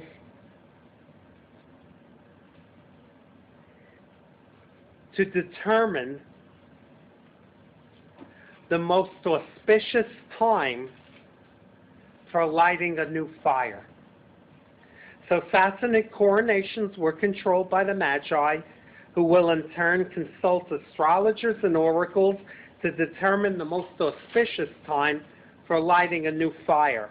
It could delay the coronation of a king for years. It could delay the coronation of a king for years after he had actually come to power. So it could delay the coronation of a Shah for years after he actually came to power. The other purpose of the Magi under the Sassanids will be to cleanse demons, from newly conquered territory,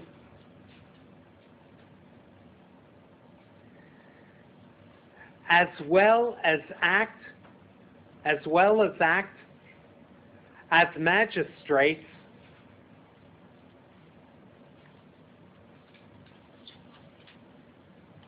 and preside over public administration. So the Magi will also cleanse demons from newly conquered territory, as well as act as magistrates, judges, and preside over public administration, including an espionage network, spying on vassals in the borderlands. Sound familiar?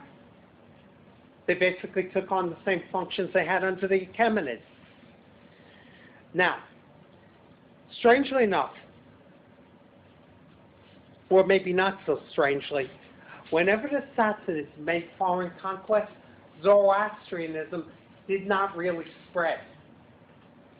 And a lot of that has to do with the fact that a lot of the people they took over freaked out when they basically saw the way that the Zoroastrians disposed of their dead.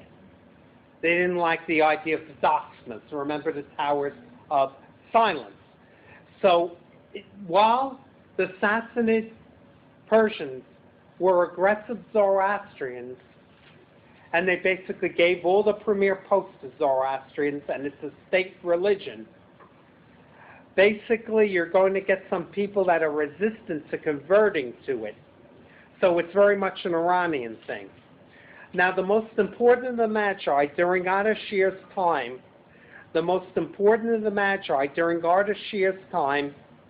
was Tansar. It would be Tansar. And Tansar is very important in Sassanid history as well as in Iranian history, because he's going to be the fellow who's going to amalgamate Zoroastrian texts. He's going to bring together Zoroastrian texts. Texts, T-E-X-T-S. Okay? Now, you're going to say, why is he going to do this? I'm going to tell you what happened. Look at the board, and you're going to see Tansar. Okay? Now, here's the deal. When Alexander the Great first conquered Iran, he didn't want any religions that he felt could be used as a rallying point against him. So he basically saw the Magi, the Zoroastrian priesthood, as being the priesthood of the indigenous Iranian rulers, who he wanted to depose, of course. And he deposed Darius III. So what is he going to do? He's going to take any remnants of the goddess, and remember the goddess were the Zoroastrian writings, and he's going to destroy them. He actually has them ripped up or broken up. So what Tansar is going to do is he's going to send people throughout Iran trying to find traces of the goddess and piece it together like you would a jigsaw puzzle.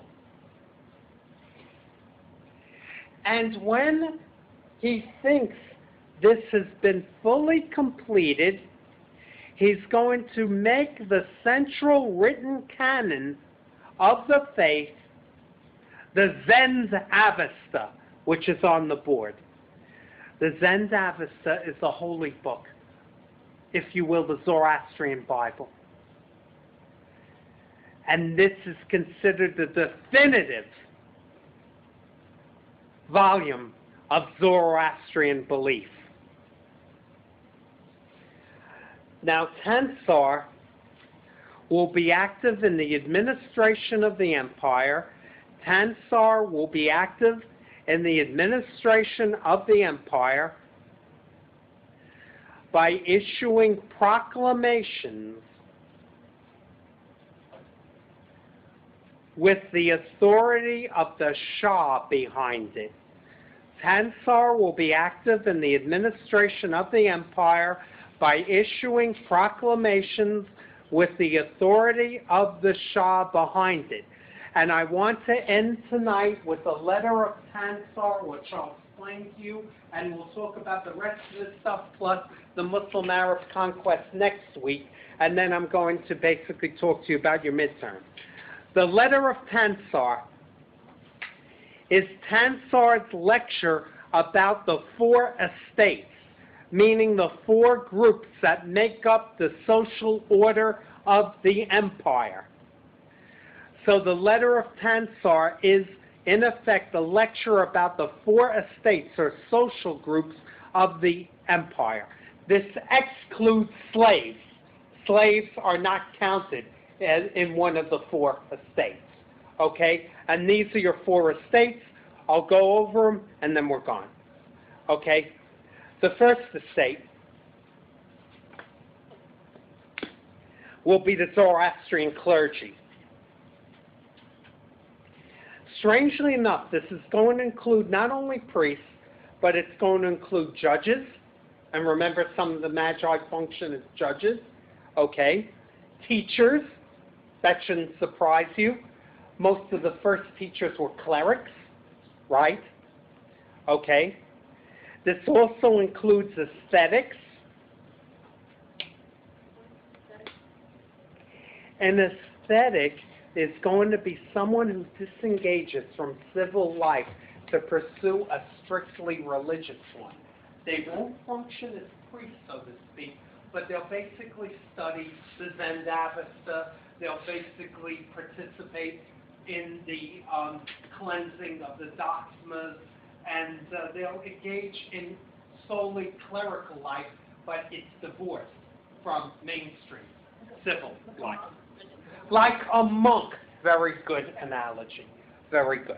Okay? Yeah, monks are ascetics. Not all ascetics are monks. Okay? Now, also, temple guardians would be included in this first estate. Now, the second estate. This is easy. It's the military, and only the military.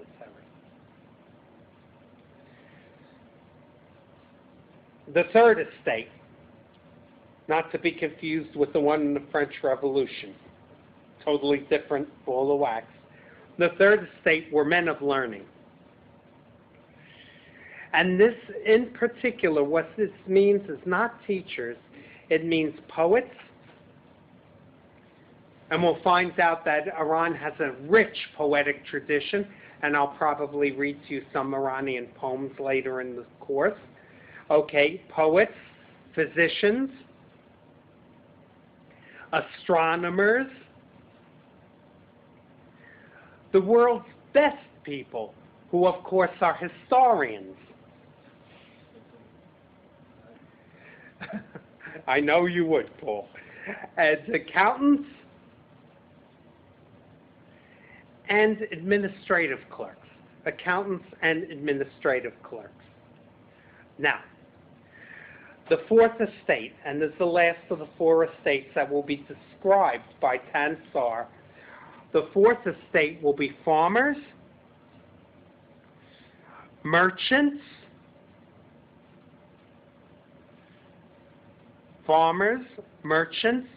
and artisans,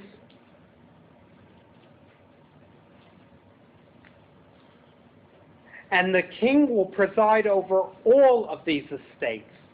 The king, the Shah, will preside over all of these estates with his powers, his capricious powers. And this is interesting because we know that Zoroastrianism talks about serving good, punishing evil. But I want to tell you, to show you how you cannot contest the Shah's will. His capricious powers means his right to punish the just and pardon evildoers, if it's his will.